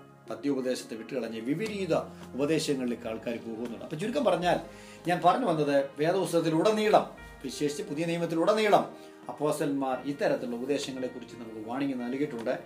ലേഖനങ്ങൾ യോഹന്നാന്റെ ലേഖനം കൂടെ നിങ്ങൾ വായിച്ചു നോക്കുമ്പോൾ അത് കൂടുതൽ വ്യക്തമാണ്. എല്ലാം കൂടെ ഞാനിവിടെ വിശദീകരിക്കുന്നില്ല. എനിക്ക് പറയാനുള്ളത് ഇത് യാഥാർത്ഥ്യമാണ്, നിഷേധിക്കാൻ കഴിയാത്ത സത്യമാണ്. തിരുവചന പ്രകാരം മുന്നറിയിപ്പ് നമുക്ക് നൽകിയിട്ടുണ്ട്. അതുകൊണ്ട് തന്നെ നമ്മളത് അറിയുകയും അത് അനുസരിക്കുകയും അതിന് മുമ്പിൽ എന്താ പറയുക പ്രിക്കോഷൻസ് അല്ലെങ്കിൽ അതിന് പരിഹാരങ്ങൾ നമ്മൾ എടുക്കുകയും ചെയ്യേണ്ടത് ആവശ്യമാണ്. ഇനി അടുത്തൊരു ഒരു കാര്യം കൂടെ ഞാൻ ഇതിലൂടെ നിങ്ങൾ പറയാൻ വേണ്ടി താല്പര്യപ്പെടുന്നത് എന്തുകൊണ്ട് ഇങ്ങനെയുള്ള ഉപദേശങ്ങൾ നമ്മുടെ ഇടയിലേക്ക് വരുന്നു എന്നുള്ളതാണ്. അതിന് പ്രധാനമായ ഒരു കാര്യം അന്ധമായ പല വിശ്വാസങ്ങളാണ്. എന്ന് പറഞ്ഞാൽ വചനം വായിക്കുകയോ വചനം പഠിക്കുകയോ ഒന്നും ചെയ്യാതെ ആൾക്കാർ പറയുന്ന പല കാര്യങ്ങൾ അങ്ങനെ ഉണ്ട് എന്നുള്ള ധാരണയോടുകൂടി വിശ്വസിച്ച് പോവുകയും അത് കേൾക്കുന്നത് എന്താ പറയുക ഉപദേശമായിട്ട് അംഗീകരിച്ചിട്ട് അതിൻ്റെ പിന്നാലെ പോവുകയും ചെയ്യുന്നതുകൊണ്ടാണ് പലപ്പോഴും ഈ ഈ ദുരുപദേശങ്ങൾ പലതും ഉണ്ടാവുന്നത്. അപ്പോൾ തന്നെ മറ്റൊരു പ്രധാനപ്പെട്ട കാരണം ഇൻ്റർപ്രിട്ടേഷൻസാണ്, വ്യാഖ്യാനങ്ങളാണ്. എന്ന് പറഞ്ഞാൽ ഓരോരുത്തർക്കും ഇഷ്ടമുള്ള പോലെ അങ്ങ് വ്യാഖ്യാനിച്ചിരിക്കുക. സഹോദരങ്ങളെ, നാം അറിഞ്ഞിരിക്കേണ്ട വളരെ പ്രധാനപ്പെട്ട ഒരു കാര്യം, ദൈവവചനം വ്യാഖ്യാനിക്കുന്നത് നമുക്ക് തോന്നുന്ന പോലെ അല്ല. വചനം വ്യാഖ്യാനിക്കുന്നതിന് അതിനൊരു ക്രമമുണ്ട്, അതിനൊരു നിയമമുണ്ട്, അതിനൊരു ഫ്രെയിമുണ്ട്. ഇതൊന്നുമില്ലാതെ ഒരു വാക്യം അങ്ങോട്ട് എടുത്തിട്ട് വായി തോന്നുന്ന നമ്മൾ വ്യാഖ്യാനോട് പറഞ്ഞു കഴിഞ്ഞാൽ തൂങ്ങിച്ചാവാൻ വരെ വചനത്തിൽ വാക്യം കിടപ്പുണ്ട്. നമുക്ക് വേണേൽ അത് വാക്യം എടുത്ത് വെച്ചാൽ തൂങ്ങിച്ചാവാൻ, വാക്യം കിടപ്പുണ്ടെന്ന് പറയാൻ പോയി തൂങ്ങിച്ചാവാം. വ്യാഖ്യാനത്തിനകത്താണ് പലർക്കും പറ്റുന്ന അബദ്ധങ്ങളെന്ന് പറയുന്നത്. ഇതിന് നാം ചെയ്യേണ്ട ഒരു പ്രധാനപ്പെട്ട കാര്യം ദൈവവചനം പഠിക്കുക. സിസ്റ്റമാറ്റിക്കായിട്ട് ക്രമീകൃതമായി വചനം പഠിച്ചു കഴിഞ്ഞാൽ വേദപുസ്തകം എങ്ങനെ വ്യാഖ്യാനിക്കണമെന്ന് കിടപ്പുണ്ട്. നിങ്ങൾക്കറിയാമോ, ശിഷ്യന്മാർ കർത്താവിൻ്റെ ഉയർത്തെഴുന്നേൽപ്പിന് ശേഷം കർത്താവ് പറഞ്ഞതൊരു വിശ്വസിച്ചില്ല. അവരതുകൊണ്ട് സംശയിച്ചു. അവർ ചിലർ എമൗസിലേക്ക് പോകുന്ന ചരിത്രം നമ്മൾ ലൂക്കോസ് സുവിശേഷം 24-ാം അധ്യായത്തിൽ കിടപ്പും. നിങ്ങൾ വളരെ ഭംഗിയുടെ ഭാവം വായിക്കണം. തർക്കിച്ചും സമ്പാദിച്ചും ഒക്കെ പോവുകയാണ്. പോകുന്ന വഴിക്ക് വചനത്തിൽ നാം വായിക്കുന്നു, യേശുവോട് ചേർന്ന് നടന്നു. അപ്പോൾ ഈ വാദം എന്താണ് അല്ലെങ്കിൽ തർക്കം എന്താണ് എന്നറിയുവാൻ കർത്താവ് ചോദിച്ചു, എന്താ സംഭവിച്ചു, നിങ്ങൾ എന്തോ ഈ സംസാരിക്കുന്നത്? അപ്പോൾ അവർ പറഞ്ഞൊരു കാര്യം, നീ മാത്രമേ ഒന്നും അറിഞ്ഞില്ലേ, നീ ഇവിടുന്ന് വന്നതാ എന്ന് കർത്താവ് ചോദിച്ചെങ്കിലും കാര്യങ്ങൾ അങ്ങോട്ട് കർത്താവിനോട് പറഞ്ഞു. ഉടനെ കർത്താവ് അവരെ വിളിച്ചത്, very good brothers and sisters, നിങ്ങളുടെ സംശയങ്ങളൊക്കെ കൊള്ളാം, ഇനിയും പോയിരുന്നു പഠിക്കണം, അല്ലെ വെളിപ്പാട് പ്രാപിക്കണം, ഇങ്ങനൊന്നുമല്ല കർത്താവ് പറഞ്ഞു. കർത്താവ് അവരെ മന്ദബുദ്ധികളെ, തിരുവചനം വിശ്വസിക്കാത്ത മന്ദബുദ്ധികളെ എന്നുള്ള വാക്കുകൾ ഉപയോഗിച്ച് കർത്താവ് നല്ല നിശിതമായി വിമർശിച്ചു കർത്താവ്. അടുത്ത വാക്യങ്ങൾ നാം വായിക്കുന്നത് 24-27 വാക്യങ്ങൾ വായിക്കുമ്പോൾ അവിടെ വായിക്കുന്നത് ഇങ്ങനെയാണ്: മോശ തുടങ്ങി സങ്കീർത്തനങ്ങളിലും പ്രവാചക പുസ്തകങ്ങളിലും തന്നെക്കുറിച്ച് എഴുതിയിരിക്കുന്നവർക്ക് വ്യാഖ്യാനിച്ചു കൊടുത്തു. അപ്പം തിരുവചനത്തിൽ കിടന്ന ക്രിസ്തുവിനെ കുറിച്ചുള്ള കാര്യങ്ങൾ കർത്താവ് ആ വചനത്തിനുള്ളിൽ നിന്നുകൊണ്ട് വ്യാഖ്യാനിച്ചു കൊടുത്ത്. വചനത്തിന് പുറത്തേക്ക് പോയില്ല, വെളിപ്പാടുകളിലേക്ക് പോയില്ല. കർത്താവ് അവിടെ നിന്നുകൊണ്ട് ഞാൻ ഇപ്പോൾ ഒരു വെളിപ്പാട് കണ്ടിരുന്നൊന്നും അല്ല കർത്താവ് പറഞ്ഞ്, എനിക്കിപ്പോൾ വെളിപ്പെടുന്നതല്ല. തിരുവഴുത്തിൽ അവർക്ക് രേഖപ്പെടുത്തി കൊടുത്ത തിരുവഴുത്തിനകത്ത് എന്ത് പറഞ്ഞിരിക്കുന്നു എന്നുള്ളതാണ് കർത്താവ് വിശദീകരിച്ചു കൊടുത്തിട്ടാണ് കർത്താവിനെ കുറിച്ച് അവർക്ക് പറഞ്ഞ് മനസ്സിലാക്കി കൊടുത്തത്. നിങ്ങളതിൻ്റെ ആത്മീയ ആശയം മനസ്സിലാക്കുക. അതിൻ്റെ 52-ാം വാക്യമാണെന്ന് എനിക്ക് തോന്നുന്നു. അവിടെ രേഖപ്പെടുത്തിയിരിക്കുന്നത് ഇങ്ങനെയാണ്: തിരുവഴുത്തുകളെ തിരിച്ചറിയുവാൻ കർത്താവ് ബുദ്ധിയെ തുറന്നു എന്നുള്ളതാണ്. നമുക്ക് ഇന്ന് തിരിച്ചറിവിൻ്റെ ആവശ്യം, തിരുവഴുത്തുകളെ തിരിച്ചറിയാനുള്ള ഒരു ബോധം ദൈവം നമുക്ക് തരാൻ വേണ്ടി നമുക്ക് ദൈവസ്ഥാനത്തിൽ പ്രാർത്ഥിക്കണം. കർത്താവ് അവർക്ക് വചനം പറഞ്ഞ് വ്യാഖ്യാനിച്ചു കൊടുത്തു എന്ന് നാം വചനത്തിൽ വായിക്കുന്നുണ്ട്. ഞാൻ തിരിച്ചു വരാം. എന്താ പറ്റുന്നത്? വ്യാഖ്യാനങ്ങളിൽ വരുന്ന പെശകുകളാണ് പലപ്പോഴും. പലരും ഉപദേശ സംബന്ധമായിട്ട് ഇന്ന് ഇറങ്ങിയിരിക്കുന്ന പല ഉപദേശങ്ങൾ ഉന്തി വീഴ്ത്തിനെയൊക്കെ ന്യായീകരിച്ചുകൊണ്ട് പല മഹാന്മാരുടെയും വീഡിയോകൾ ഞാൻ ഈ ദിവസങ്ങളിൽ കാണാനിടയായി തീർന്നു. അനേക അനുയായികളുള്ളവരുടെ വീഡിയോകൾ, അനേക അനുചരന്മാരുള്ളവരുടെ വീഡിയോകൾ ഞാൻ കണ്ടു. ഇതിനകത്തൊക്കെ അവരവരുടെ ഉപദേശങ്ങൾ സ്ഥാപിക്കുന്നതിന് വേണ്ടി എത്ര സുന്ദരമായി, എത്ര വളഞ്ഞ വഴികളിലൂടെ വചനത്തെ അവർ കൂട്ടിക്കളഞ്ഞു എന്നുള്ളത് വായിക്കുന്ന ഏതൊർക്കും മനസ്സിലാവുന്ന കാര്യമാണ്. ഉപവാസം വേണ്ട എന്ന് പറഞ്ഞ് ഉപവാസത്തിനെതിരായിട്ട് വീഡിയോ ഇട്ടേക്കുന്ന കണ്ടായിരുന്നു. അതിനകത്ത് എടുത്തിരിക്കുന്ന ചില വാക്യങ്ങൾ കർത്താവ് ഉപമ പറഞ്ഞു എന്നുള്ളതാണ്. ഒരു കാര്യം നമ്മൾ മനസ്സിലാക്കേണ്ട, ഉപമയായിട്ട് മാത്രം കാണും. ഉപമയെ അക്ഷരികമായിട്ട് വ്യാഖ്യാനിക്കാൻ പറ്റില്ല. ഉപമയാണ്. ഉപമ പറയുമ്പോൾ ഉപമയ്ക്കകത്ത് ഒരാശയമുള്ളൂ. ഒരു ഉദാഹരണം പറയുമ്പോൾ കർത്താവ് അവരോട് ഉപമ പറഞ്ഞത് എന്ന് പറഞ്ഞാൽ ഉപമയ്ക്കകത്തുള്ള കല്ലും മുള്ളും നെല്ലും എല്ലാം നാം പറക്കി വ്യാഖ്യാനിക്കാൻ പോയി കഴിഞ്ഞാൽ എങ്ങും എത്തുംപിടിയും കിട്ടത്തില്ല. അതുകൊണ്ടാണ് 10 കന്യകമാരുടെ ഉപമ വ്യാഖ്യാനിക്കാൻ പോകുമ്പോൾ ആൾക്കാർ എങ്ങും എത്താത്ത നിലയിൽ എത്തിച്ചേരുന്നത്. 5 കന്യകമാരും മറ്റ് 5 കന്യകമാരും വ്യാഖ്യാനിക്കുമ്പോൾ മണവാളിൻ്റെ കൂടെ കയറിപ്പോയ ആരാന്ന് വ്യാഖ്യാനിക്കുന്നില്ല. ഈ എണ്ണ വിറ്റവരാരാന്ന് വ്യാഖ്യാനിക്കുന്നില്ല. അപ്പോൾ കർത്താവ് അവിടെ ഒരുക്കത്തെക്കുറിച്ചാണ് പറഞ്ഞിരിക്കുന്നത്. അപ്പം പറ്റുന്നൊരു കുഴപ്പം, പലരും ഉപമകൾ, കർത്താവ് പറഞ്ഞൊരു ഉപമ അതിൻ്റെ ഒരു ആശയം തരാൻ വേണ്ടിയാണ്. ഉപവാസത്തിൻ്റെ കാര്യം പറഞ്ഞു. കർത്താവ് പറഞ്ഞത് തോഴ്മക്കാർ കൂടെയുള്ളപ്പോൾ, മണവാളനോടൊപ്പം ഉള്ളപ്പോൾ, മണവാളൻ കൂടെ ഉള്ളപ്പോൾ തോഴ്മക്കാർ ഉപവസിക്കാറില്ല, അവർ കരയും എന്നൊക്കെ പറയും. അവന് മണവാളൻ വിട്ടുപോകുമ്പോൾ അതിൻ്റെ അർത്ഥം യേശുക്രിസ്തുവാണ് മണവാളൻ, ബാക്കിയുള്ളവർ എന്നൊക്കെയുള്ള അർത്ഥത്തിൽ അങ്ങനെ യേശുവിനെ കുറിച്ചൊന്നുമല്ല. ഇനി യേശുവിനെ ആണെങ്കിൽ പോലും അവർ എന്നുള്ള വാക്ക് നമ്മൾ വായിക്കുമ്പോൾ അക്ഷരാർത്ഥത്തിലൊരു ഉപദേശം എടുത്തോണ്ട് ഉപസിക്കാൻ പാടില്ലെന്നുള്ള അർത്ഥത്തിലല്ല കർത്താവ് പറഞ്ഞു. കർത്താവിനോട് ചോദിച്ച ചോദ്യത്തിന് കർത്താവ് ഉത്തരം പറയുമ്പോൾ ആ ഉത്തരം കേൾക്കുന്നവന് എന്തോ മനസ്സിലാവുന്നത്, ഇപ്പോൾ അവർ ഉപസിക്കാത്തതിൻ്റെ കാരണം എന്താണ്, അവർ പിന്നീട് ഉപസിച്ചോളെന്ന് പറഞ്ഞ്. അതിൻ്റെ അർത്ഥം പഴയ നിയമം ഉപദേശം എടുത്ത് പുതിയ നിയമം എടുത്തുകൊണ്ട് ഉപസിക്കാനേ പാടില്ല എന്ന് പഠിപ്പിച്ച് മുൻപോട്ട് പോരുകയാണെങ്കിൽ അത് എങ്ങനെ എവിടെ ചെല്ലും ഈ വ്യാഖ്യാനങ്ങൾ? അപ്പോസ്തലന്മാർ ഉപസിച്ച് അവിടെ തിരുവചനത്തിൽ വായിക്കുന്നുണ്ട്. അവരെന്ത് പൊട്ടന്മാരായിരുന്നു? അവർക്കാർക്ക് ഇതിനെക്കുറിച്ച് വിവരമില്ലായിരുന്നോ? അതോ ഇന്നത്തെ ആത്മീകർക്കും ആത്മാവുള്ളവന്മാർക്ക് മാത്രമേ ഉണ്ടായിരുന്നുള്ളൂ ഈ ബോധം, ഈ വെളിപ്പാട്? വല്ലാത്തൊരവസ്ഥയിലേക്ക് നാം യാത്ര ചെയ്യുകയാണ്. ഇതുപോലെ പല പല ഭാഗങ്ങളിൽ ഞാനത് പിന്നീട് നിങ്ങളുടെ അടുത്തേക്ക് കൊണ്ടുവരാം. വചനം വ്യാഖ്യാനിക്കുമ്പോൾ നാം ഓർക്കണം, വചനത്തെ കൊണ്ട് മാത്രമേ വചനം വ്യാഖ്യാനിക്കാവൂ. വചനത്തെ കൊണ്ട് മാത്രം ബൈബിൾ ഇന്റർപ്രറ്റ് ചെയ്യണം. ബൈബിൾ എന്താണെന്ന്, ബൈബിളിൻ്റെ ഒരു വചനമാണ് മറ്റൊരു വചനത്തെ വ്യാഖ്യാനിക്കേണ്ടത്. അല്ലാതെ വചനത്തിൻ്റെ വാക്യത്തിൻ്റെ പശ്ചാത്തലത്തിനെ മുറിച്ചെടുത്ത് മാറ്റി വെച്ചിട്ട് വ്യാഖ്യാനം കൊടുത്താൽ ദുർവ്യാഖ്യാനങ്ങളാണ്, അപകടകാരികളായ അനുഭവങ്ങളിലേക്ക് നമ്മൾ പോകും. ഇന്ന് നിലനിൽക്കുന്ന നല്ലൊരു ശതമാനം ദുരുപദേശങ്ങളുടെയും പിന്നിൽ ഇത്തരത്തിലുള്ള വ്യാഖ്യാനങ്ങളാണ്. ഇഷ്ടം പോലെ തെളിവുകൾ എൻ്റെ വശത്തുണ്ട്. തിരുവചനത്തിലൂടെ ഞാൻ തെളിയിക്കാം. വീഡിയോ ക്ലിപ്പുകൾ എൻ്റെ കിടപ്പുണ്ട്. ഞാൻ പറഞ്ഞു വരുന്നത്, ദൈവത്തെ ഓർത്ത് പട്ടാണ്ട് പറഞ്ഞ പോലെ പുറത്തോട്ടിറങ്ങാൻ നേരത്ത് എന്താ പറയുക, ദൈവഹിതം അറിയാൻ വേണ്ടി ബൈബിൾ ഇങ്ങനെ തുറന്നപ്പോൾ കിട്ടിയ വാക്യങ്ങളെ പോലെ ആരും ബൈബിൾ വാക്യങ്ങൾ തുറന്നിട്ട് വ്യാഖ്യാനിക്കാൻ പോകരുത്. അതൊന്നും ദൈവഹിതമൊന്നുമല്ല. യൂദ തൂങ്ങിച്ചത്തതുപോലെ നീ പോയി തൂങ്ങിച്ചാവാന്നൊക്കെ പറയേണ്ട കേൾക്കേണ്ട ഗതികേട് വരും. അങ്ങനൊന്നും സംഭവിക്കാതിരിക്കാൻ ദൈവത്തെ ആക്ഷേപിക്കരുത്, വചനത്തെ നിന്ദിക്കരുത് എന്ന് പറഞ്ഞ് ഞാൻ ആ ഭാഗം പിടിക്കുകയാണ്. വ്യാഖ്യാനം സൂക്ഷിച്ചു വ്യാഖ്യാനിക്കണം. വചനത്തെ വചനം കൊണ്ട് വ്യാഖ്യാനിക്കണം. ദുർവ്യാഖ്യാനങ്ങളിലേക്ക് പോകരുത്. അത് വ്യാഖ്യാനിക്കാൻ അറിയത്തില്ലെങ്കിൽ പഠിക്കണം എങ്ങനെ വചനം വ്യാഖ്യാനിക്കണമെന്നുള്ള. ഇതൊന്നും ചെയ്യാതെ വായി വരുന്ന വിളിച്ചു പറയുന്നത് ദൈവവചനമാണെന്നും വ്യാഖ്യാനമാണെന്നും പറയുന്നത് വിവരമില്ലായ്മയുടെ ലക്ഷണമാണ് എന്ന് തിരിച്ചറിയുവാൻ കുറച്ചു പേർക്കെങ്കിലും കഴിഞ്ഞാൽ ഇത്തരത്തിലുള്ള പല ഉപദേശങ്ങളും മാറും. മറ്റൊരു കാര്യം മുൻവിധികളാണ്. എന്താണ് മുൻവിധികൾ? പഠിച്ചു വച്ചിരിക്കുന്ന കാലങ്ങളായി അകത്ത് കിടക്കുന്ന ആശയങ്ങളെ തെറ്റാണെന്ന് ആരെങ്കിലും പറഞ്ഞാൽ അതിനെ അംഗീകരിക്കാൻ പറ്റാത്തൊരവസ്ഥ. അത് മാത്രമല്ല, അത് ആ മുൻവിധിയോടുകൂടി തന്നെ വചനത്തിലേക്ക് നോക്കുക.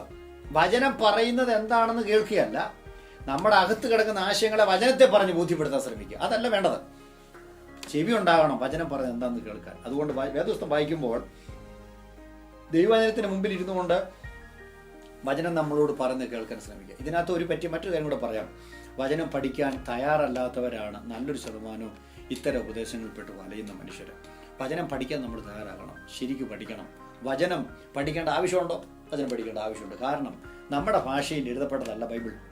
നമ്മുടെ ഭാഷ നമുക്ക് ലഭിച്ചു എന്നുള്ളത് നമ്മുടെ മഹാഭാഗ്യം എന്ന് പറയാം. പക്ഷെ ബൈബിളിൻ്റെ ഒറിജിനൽ ഭാഷ പഴയ നിയമത്തിൻ്റെ എബ്രായ ഭാഷയും പുതിയ നിയമത്തിൻ്റെ ഗ്രീക്ക് ഭാഷയുമാണ്. ആ ഭാഷയിലേക്ക്, നമ്മുടെ ഭാഷയിലേക്ക് തിരുവചനം പരിഭാഷപ്പെടുത്തുമ്പോൾ ധാരാളം എന്ന് പറഞ്ഞാൽ 100% ചില ആശയങ്ങൾ കൊണ്ടുവരാൻ പറ്റാത്ത വാക്കുകൾ മലയാളത്തിനകത്തുണ്ട്. അപ്പം നമുക്ക് എല്ലാം അറിയണമെങ്കിൽ അത് ശരിയായി പഠിച്ചെങ്കിൽ മാത്രമേ പറ്റൂ. നമ്മുടെ സംസ്കാരം വേറെയാണ്. 2000 വർഷങ്ങൾക്ക് മുമ്പ് എഴുതപ്പെട്ട സംസ്കാരം വ്യത്യസ്തമാണ്. അപ്പോൾ ആ സംസ്കാരത്തിനൊരു ആശയം പറയുമ്പോൾ അതിനെ ആ നിലയിൽ കാണാൻ കഴിയാതെ നമ്മൾ വ്യാഖ്യാനിക്കുമ്പോൾ വലിയ അപകടത്തിലേക്ക് നമ്മളെ എത്തിച്ചേരും. അത് നമ്മളാരും മറന്നു പോകരുത്. നമ്മുടെ സംസ്കാരമല്ല, നമ്മുടെ കാലമല്ല. ഇതെല്ലാം തിരിച്ചറിഞ്ഞുകൊണ്ട് വേണം നമ്മൾ വേദപുസ്തകമായി. അതുകൊണ്ട് എന്ത് ചെയ്യണം? പഠിക്കണം.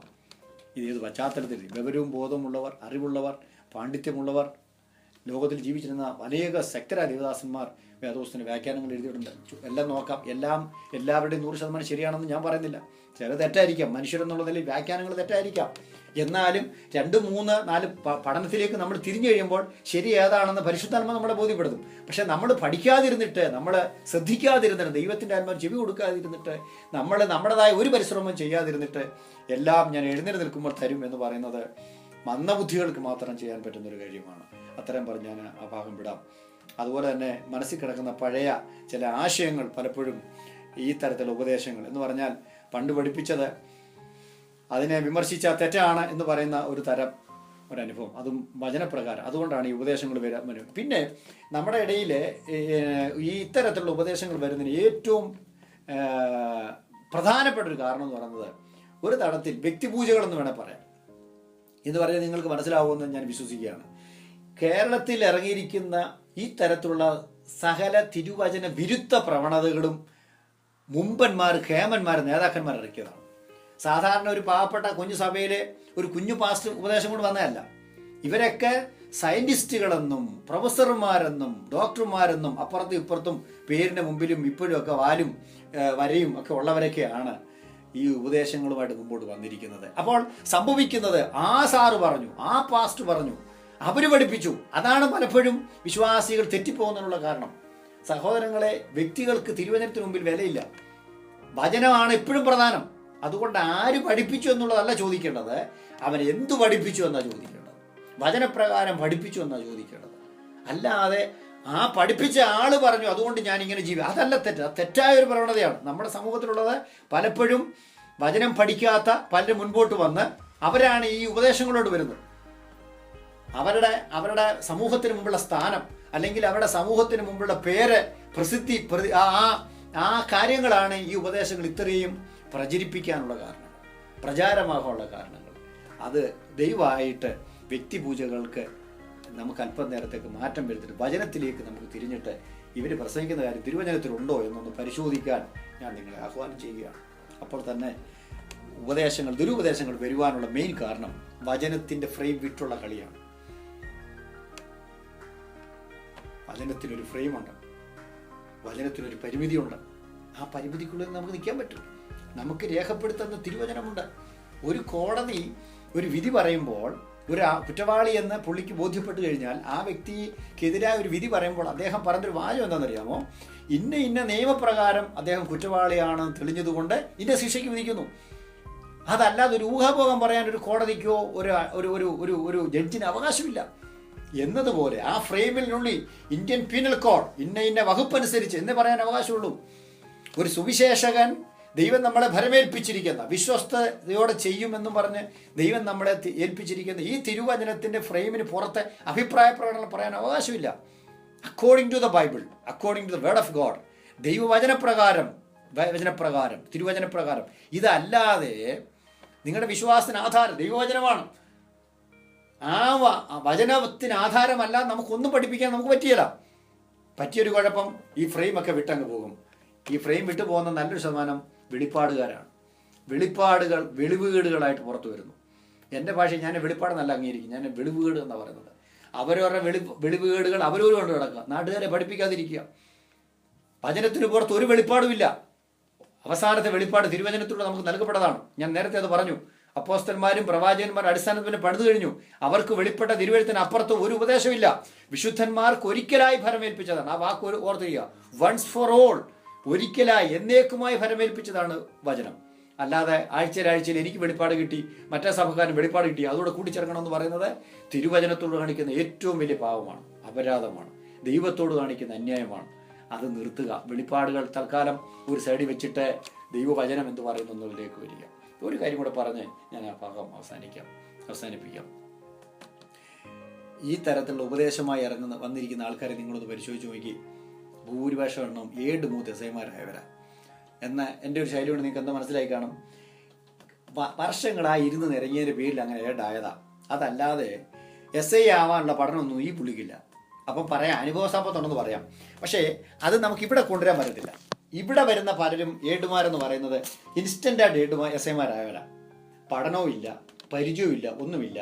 ഏതെങ്കിലും ഒരു സഭ എവിടെയെങ്കിലും ഒന്ന് അടിച്ചു പൊളിച്ച് തല്ലിപ്പിരിച്ച് ഏതെങ്കിലും സംഘടനയുടെ പേരിൽ IPC എന്നോ ചർച്ചക്കോടെന്നോ ഷാരോനെന്നോ AG എന്നോ എന്നൊക്കെ പറഞ്ഞ് ഏതെങ്കിലും പേരിൽ ഒരുന്നിനെ അങ്ങോട്ട് ആക്കിയിട്ട് അവിടെ തലമൂത്ത് എന്ന് പറഞ്ഞാൽ വഴക്കുണ്ടാക്കുന്ന ഏറ്റവും മുമ്പിൽ നിന്ന് മൂപ്പനെ പിടിച്ച് വാസ്റ്റാക്കുക. പുള്ളി SI. ഇവരാരും വചനം പഠിക്കുന്നില്ല. ഇവർക്ക് വചനം പിന്നെ ഇവർക്ക് ആകെ അറിയാവുന്നത് വർഷങ്ങളായി ഇവരുടെ സഭകളിൽ കടന്നു വന്ന് ചാടിയും മറിയും എന്താ പറയുക ബഹളം വെക്കുകയും ഇളക്കി മറിക്കുകയും ചെയ്ത പല വാസ്തുമാരുടെ രീതികൾ കണ്ടിട്ട് ഇതാണ് പ്രസംഗം, ഇതാണ് സുവിശേഷ വേല എന്ന് ധരിച്ചുകൊണ്ടാണ് ഇവർ പലരും സുവിശേഷ വേല. ഇതാണ് ഇന്നത്തെ ഏറ്റവും വലിയ ശാപം എന്ന് പറയുന്നത്. സഹോദരങ്ങളെ, സുവിശേഷ വേലയ്ക്ക് പഠനമില്ലാത്തവൻ വേണമെന്ന് ആരാ പറഞ്ഞ്? വചനം പഠിക്കാത്തതിന് സുവിശേഷ വേലയ്ക്ക് കൊള്ളത്തില്ലെന്നാണ് എൻ്റെ വിശ്വാസം. കാരണം കർത്താവ്, നിങ്ങൾ തിരുവചനം പഠിച്ചു നോക്കിയ അല്പമെങ്കിലും ബോധവും വിവരവും ഉണ്ടെങ്കിൽ തിരുവചനം പഠിച്ചു നോക്കിയാൽ വളരെ ആഴമായി ഗ്രഹിക്കാവുന്ന ഒരു കാര്യം, ദൈവം ഉപയോഗിച്ച മനുഷ്യരെല്ലാം അസാധാരണ കഴിവും പഠിപ്പുള്ളവരായിരുന്നു. ഞാൻ അങ്ങോട്ട് പറയാം, മോശയാണ് ലോകം കണ്ട ഏറ്റവും വലിയ നേതാവ്. 30 ലക്ഷം വരുന്ന ഒരു ജനതയെ വിടുവിക്കാൻ വേണ്ടി ദൈവം ഉപയോഗിച്ചത് മോശ എന്ന് പറയുന്ന ഒരു മനുഷ്യനെയാണ്. പക്ഷെ മോശയെക്കുറിച്ച് പറയുമ്പോൾ ഈ മുട്ടിന്മേൽ പ്രാപിച്ച പല പുള്ളികളും മോശയുടെ മുമ്പിൽ വരുമ്പോൾ ഒന്നുമില്ലാതായി പോവുകയാണ്. തൻ്റെ ജനത്തെ മിസ്രൈമിൽ നിന്ന് വിടുവിക്കാൻ വേണ്ടി ദൈവം കണ്ടെടുത്ത മോശ മിസ്രൈമിലെ സകല വിദ്യ അഭ്യസിച്ച വ്യക്തിയാണ്. സകല വിദ്യയും അദ്ദേഹത്തിന് എഞ്ചിനീയറിംഗ് മെഡിസിൻ അറിയാമായിരുന്നു. അദ്ദേഹത്തിന് അറിയാൻ പറ്റാത്ത അറിവുകൾ കുറവായിരുന്നു. എല്ലാ മേഖലകളിലും പുള്ളിക്ക് ഭയങ്കര കഴിവ്. ആ മനുഷ്യനെ കൊണ്ടാണ് ദൈവം 600,000 വരുന്നൊരു ജനത്തെ വിടുവിച്ചു കൊണ്ടുവന്നത്. അതുപോലെ തന്നെയാണ്. ഇനിയും ഞാൻ വിശദീകരണത്തിലേക്ക് പോകുന്നില്ല. ശലോമോൻ ജ്ഞാനികളിൽ ജ്ഞാനിയാണ്. ഇനി അപ്പോസ്തലന്മാരെ കണക്ക് വരുമ്പോഴാണ് ആൾക്കാർ പലപ്പോഴും യേശുക്രിസ്തുവിൻ്റെ അപ്പോസ്തലന്മാർ ഏത് സെമിനാരി പഠിച്ചതാണ്, ഇതൊക്കെയാണ് ആദ്യത്തെ ചോദ്യങ്ങൾ. വിവരമുള്ള ഒരുത്തനും ഈ ചോദ്യം ചോദിക്കുമെന്ന് ഞാൻ വിശ്വസിക്കുന്നില്ല. കാരണം ലോകം കണ്ട ഏറ്റവും വലിയ ഗുരുവിൻ്റെ പാദപീഠത്തിൽ ഇരുന്നു കൊണ്ട് 3.5 വർഷം, ഏറ്റവും കുറഞ്ഞത് 3.5 വർഷം തിയറിയും പ്രാക്ടിക്കലും പഠിച്ചവരാണവർ. ഇന്നത്തെ ബൈബിൾ കോളേജുകൾ തിയറി മാത്രമേ ഉള്ളൂ. അസൈൻമെൻറ്റ്സുകൾ എഴുതുക, പേപ്പർ സബ്മിറ്റ് ചെയ്യുക. പ്രാക്ടിക്കൽ മിനിസ്ട്രി വളരെ കുറവാണ്. പഠിപ്പിച്ചൊരു സർട്ടിഫിക്കറ്റും കൊടുത്തു വിടും, അവർ ഉപദേശിമാരാകുക.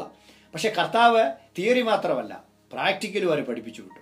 അതുകൊണ്ട് എന്താണ്, അക്ഷരാഭ്യാസം ഇല്ലാത്തവരെന്ന് പറയുന്ന അവരെ കൊണ്ട് ഭൂമിയെ കീഴ്മേൽ മറിക്കാൻ, ഭൂമിയുടെ അറ്റം വരെ പോകുവാൻ ദൈവം അവരെ ഉപയോഗിച്ചു എന്നുള്ളതാണ്. സഹോദരങ്ങളെ, യേശു ക്രിസ്തുവാകുന്ന മഹാഗുരുവിൻ്റെ, ഞാൻ പറയട്ടെ, ദ മാസ്റ്റർ ഓഫ് മാസ്റ്റേഴ്സ്, ഗുരുക്കന്മാരുടെ ഗുരുവിൻ്റെ പാദപീഠത്തിലിരുന്ന് 3.5 വർഷം ദൈവവചനം പഠിച്ച അപ്പോസ്തലന്മാരെ പോലെ ലോകത്തിൽ പഠിക്കുവാൻ ഭാഗ്യം ലഭിച്ചവരാരാണ്?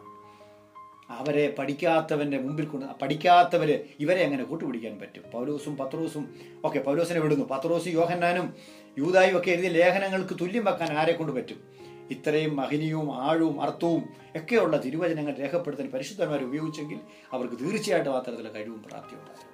അതുകൊണ്ട് പഠിക്കാതെ പോകുന്നത്, പഠിക്കാതിരിക്കുന്നത് മഹത്തല്ല, വിവരമില്ലായ്മയാണ്, അറിവില്ലായ്മ ഒരു അഭിമാനമായിട്ട് കണക്കാക്കാതെ ദൈവവചനം പഠിച്ച് മിടുക്കരായി തീരുവാൻ ഞാൻ അഭ്യർത്ഥിച്ചിട്ടുണ്ട്. ആ ഭാഗം പിടിക്കുകയാണ്. അപ്പോൾ വചന പഠനം ആവശ്യമാണ്.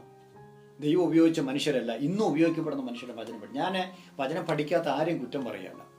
വചനം പഠിക്കാൻ അവസരം കിട്ടാതെ കർത്താവിന് വേണ്ടി പ്രയോജനപ്പെടുന്ന ഒരു ദൈവദാസനെ ഞാൻ കുറ്റം പറയുന്നില്ല. ബഹുമാനത്തോടെ ഞാൻ അവർ ഓർക്കുന്നു. പല സ്ഥലങ്ങളിലും പഠിക്കാൻ അവസരം കിട്ടാതെ ഈ രാജ്യത്ത് തന്നെ വന്ന് പല സ്ഥലങ്ങളിലും പോയി സഭാ പ്രവർത്തനങ്ങൾ ആരംഭിച്ചവരാരും PhD അല്ലെങ്കിൽ തിയോളജിക്കൽ സ്റ്റഡി ഉള്ളവരൊന്നും അല്ല. അതുകൊണ്ടൊന്നും അവരുടെ ശുശ്രൂഷ കുറഞ്ഞു പോകുന്നൊന്നും ഞാൻ വിശ്വസിക്കുന്നില്ല. പക്ഷേ അവർ ശുശ്രൂഷയ്ക്ക് കൂടുതൽ ഒരുക്കങ്ങൾ ചെയ്യുന്നത് നല്ലതാണ്. പഠിക്കാൻ അവസരം കിട്ടുന്നെങ്കിൽ അവർ പഠിക്കുന്നതാണ്. എന്നാൽ പഠിക്കാതെ ഇരുന്നത് ഒരു അഭിമാനമായിട്ട് ആരും കണക്കാക്കേണ്ട. അതിനകത്ത് വലിയ കഥയൊന്നുമില്ല. മാക്സിമം പഠിച്ച് മിടുക്കരായി കർത്താവിന്റെ പേരിൽ കൂടുതൽ പ്രയോജനപ്പെടുക. ഞാൻ പലപ്പോഴും ദൈവവചനം പഠിപ്പിക്കുമ്പോൾ എൻ്റെ ബൈബിൾ ക്ലാസ്സുകളിൽ ഞാൻ എൻ്റെ വിദ്യാർത്ഥികളോട് പറയുന്നൊരു കാര്യം, ക്രിക്കറ്റിനകത്ത് ഏറ്റവും മിടുക്കൻ, ക്രിക്കറ്റിൻ്റെ ദൈവം എന്ന് ക്രിക്കറ്റ് ആരാധകർ പറയുന്ന സച്ചിൻ തെണ്ടുൽക്കർ, ഇപ്പം അദ്ദേഹം വിരമിച്ചല്ലോ, ക്രിക്കറ്റിന് ഓരോ പ്രാവശ്യം ഇറങ്ങുമ്പോഴും പരിശീലനത്തിന് വേണ്ടി ഇറങ്ങാറുണ്ട്. എന്തിനാണ് ഇത്രയും നീണ്ട വർഷങ്ങൾ ക്രിക്കറ്റ് ബാറ്റും എടുത്ത് സെഞ്ചുറിയുടെ മേലെ സെഞ്ചുറികളൊക്കെ അടിച്ച ഈ മനുഷ്യൻ വീണ്ടും എന്തിനാണ് പരിശീലനത്തിന് പോകുന്നത്? എനിക്കറിയാമല്ലോ, ഞാൻ അടിക്കും. അല്ല, തലേ ദിവസം വീണ്ടും പരിശീലനത്തിന് വേണ്ടി ഇറങ്ങും. എന്തിനാണെന്നറിയാമോ? അടുത്ത പെർഫോം ചെയ്യുമ്പോൾ ഏറ്റവും കുറെ കൂടെ നന്നായിട്ട് ചെയ്യുവാൻ. അതിനേക്കാൾ എത്രയോ വലിയ ഉത്തരവാദിത്തമാണ് ദൈവ ശുശ്രൂഷന്മാർക്ക്, ആത്മാക്കളെ ശുശ്രൂഷകൾ ചെയ്യുന്നവർക്ക്. തീർച്ചയായിട്ടും അവരെ എന്ത് ചെയ്യണം? അവർ മാക്സിമം അവരെ എക്വിപ്പ് ചെയ്യാൻ ബാധ്യസ്ഥരാണ്. അതുകൊണ്ടാണ് പൗലോസ് അപ്പോസ്തലൻ തിമോഥെയോസിന് എഴുതിയ മഹത്തായ ഒരു വാക്യം ഞാൻ നിങ്ങളെ ഓർപ്പിക്കട്ടെ. 2-ാം ലേഖനം 2-ാം അധ്യായത്തിന്റെ 15-ാം വാക്യം, സത്യവചനത്തെ യഥാർത്ഥമായി പ്രസംഗിച്ചുകൊണ്ട് ലജ്ജിപ്പാൻ സംഗതിയില്ലാത്ത വേലക്കാരനായി ദൈവത്തിന് കൊള്ളാവുന്നതിനായി നിൽപ്പാൻ ശ്രമിക്കുക എന്നുള്ള വാക്ക് മലയാളത്തിൽ മാത്രം കാണുന്നൊരു വാക്കാണ്. That is actually is A wrong word. അങ്ങനെ ശ്രമിക്കുക എന്ന് പറഞ്ഞാൽ, നീ പ്രാർത്ഥനയ്ക്ക് വരുന്നുണ്ടോ? ശ്രമിക്കാം എന്ന് പറഞ്ഞാൽ വരാതിരിക്കാം, വരാം, അതാണ് അതിൻ്റെ അർത്ഥം. അതല്ല ആ വാക്യത്തിൻ്റെ അർത്ഥം. ഇംഗ്ലീഷിൽ നിങ്ങളുടെ വേദഭാഗം വായിച്ചു നോക്കണം. കത്തോലിക്ക ബൈബിൾ POC വേർഡ് നിങ്ങളുടെ വാക്യം വായിച്ചു നോക്കണം. അവിടെ കിടക്കുന്നത് ഡു യുവർ ബെസ്റ്റ്, നിന്റെ പരമാവധി ചെയ്യുക. യേശു ക്രിസ്തുവിന്റെ മുമ്പിൽ, ദൈവത്തിന്റെ മുമ്പിൽ നിന്റെ ശുശ്രൂഷയെക്കുറിച്ചുള്ള കണക്ക് ബോധിപ്പിക്കുവാൻ നീ നിൽക്കേണ്ടി വരുമ്പോൾ ലജ്ജിപ്പാൻ സംഗതിയില്ലാതെ നിൽക്കണമെങ്കിൽ നീ നിന്റെ പരമാവധി ചെയ്യുവാൻ, ഡു യുവർ ബെസ്റ്റ്, നിന്റെ അങ്ങേറ്റം ചെയ്യുവാൻ. അതിന്റെ അർത്ഥം എന്താണ്? മുട്ടുമേലിരിക്കണം മാത്രമാണോ? മുട്ടുമേലിരിക്കണമെന്ന് ഞാൻ പറയുന്നില്ല, പ്രാർത്ഥിക്കണമെന്ന് ഞാൻ പറയുന്നില്ല. പ്രാർത്ഥനയോടുകൂടിയുള്ള തയ്യാറെടുപ്പിലും പ്രാർത്ഥനയോടുകൂടിയുള്ള പ്രസന്റേഷനും ഒക്കെ പ്രസംഗത്തിന് ആവശ്യമാണ്, ശുശ്രൂഷയ്ക്ക് ആവശ്യമാണ്. അതുകൊണ്ട് എന്ത് ചെയ്യണം? നിങ്ങളെ തന്നെ ഒരുക്കുവാൻ, ശുശ്രൂഷയ്ക്ക് കൂടുതൽ പ്രയോജനമായി തീരത്തക്ക രീതി നിങ്ങൾ ഒരുക്കുവാൻ ഏതെല്ലാം തരത്തിൽ പഠിക്കാൻ പറ്റുമോ അതെല്ലാം പഠിക്കണം.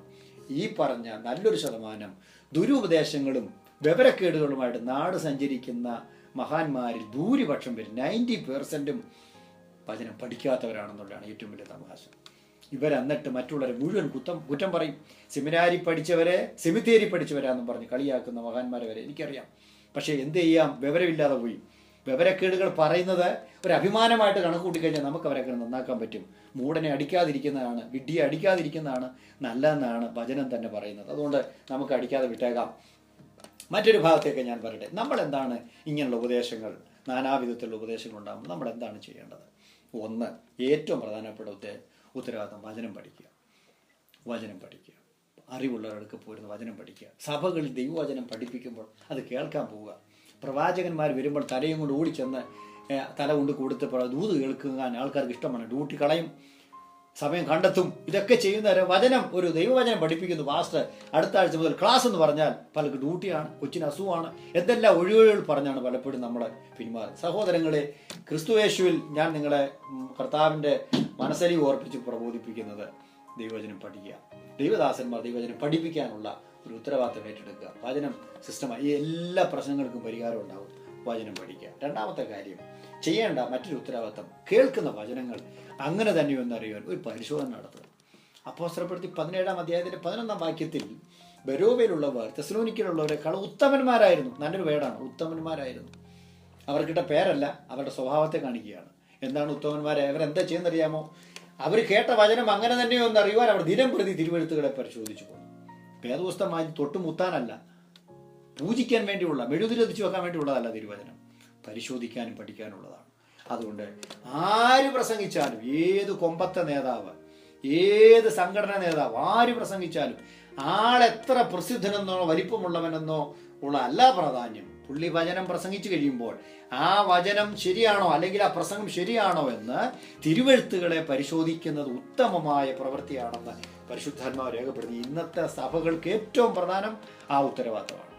നിങ്ങൾ കേൾക്കുന്ന വചനങ്ങൾ ശരിയാണോ എന്ന് അറിയുവാൻ ദൈവത്തെ ഓർത്ത് തിരുവെഴുത്തുകളൊന്ന് പരിശോധിക്കുക. പല പ്രശ്നങ്ങൾക്ക് പരിഹാരം ഉണ്ടാവും. വചനത്തിൽ ഇല്ലാത്ത ആണ് ഊതിവീഴ്ത്ത്, ഉന്തിവീഴ്ത്ത്, കൊര എന്തെങ്കിലും ആവട്ടെ, വചനത്തിൽ ഇല്ലയോ കളഞ്ഞേക്കുക. അതിന് പിന്നാലെ പോകാതിരിക്കുക. അത് ചെയ്യുന്നവരെ അത് ചെയ്തോട്ടെ. കർത്താവ് വെളിപ്പാട് പുസ്തകത്തിൽ പറഞ്ഞാൽ അഴുക്കാടുന്നവൻ അഴുക്കാടിക്കോട്ടെ, അനീതിയവൻ അനീതി ചെയ്തോട്ടെ. നമ്മളാരും തടയാൻ പോകണ്ട, നമുക്ക് ഒഴിഞ്ഞിരിക്കാം. വിശുദ്ധൻ ഇനിയും തന്നെ വിശുദ്ധീകരിക്കട്ടെ, നീതിമാൻ ഇനി അധികം നീതി ചെയ്യട്ടെ. നമുക്ക് അതിൻ്റെ പിന്നാലെ പോകാതെ നമുക്ക് നമ്മളെ തന്നെ സൂക്ഷിക്കും. ഇത് ദൈവസഭയുടെ വളരെ പ്രധാനപ്പെട്ട രണ്ട് ഉത്തരവാദിത്തങ്ങളാണ്. ഇതിനോടൊപ്പം തന്നെ നാം അറിഞ്ഞിരിക്കേണ്ട ഒരു കാര്യം, ഈ വിധത്തിലുള്ള പ്രശ്നം ഉണ്ടാവാനുള്ള ഒരു കാര്യം കൂടെ പറയാം. പലതും വ്യക്തിപരമായ അനുഭവങ്ങളാണ്. ഒരു വ്യക്തിയുടെ മേൽ പരിശുദ്ധാത്മാവ് വരുമ്പോൾ ആ വ്യക്തി ചിലപ്പോൾ നിലത്ത് വിടന്നിരിക്കാം, ചിലപ്പോൾ തുള്ളിയെന്നിരിക്കാം, സംഭവിക്കാം. ശരീരത്തിൽ തണുപ്പ് അനുഭവപ്പെടുന്നിരിക്കാം, ചൂട് അനുഭവപ്പെടുന്നിരിക്കാം. അതൊക്കെ വ്യത്യസ്ത ഓരോരുത്തരുടെ അനുഭവങ്ങളാണ്. പക്ഷെ ഇതെല്ലാം ഉപദേശങ്ങളാക്കാൻ പോകരുത്.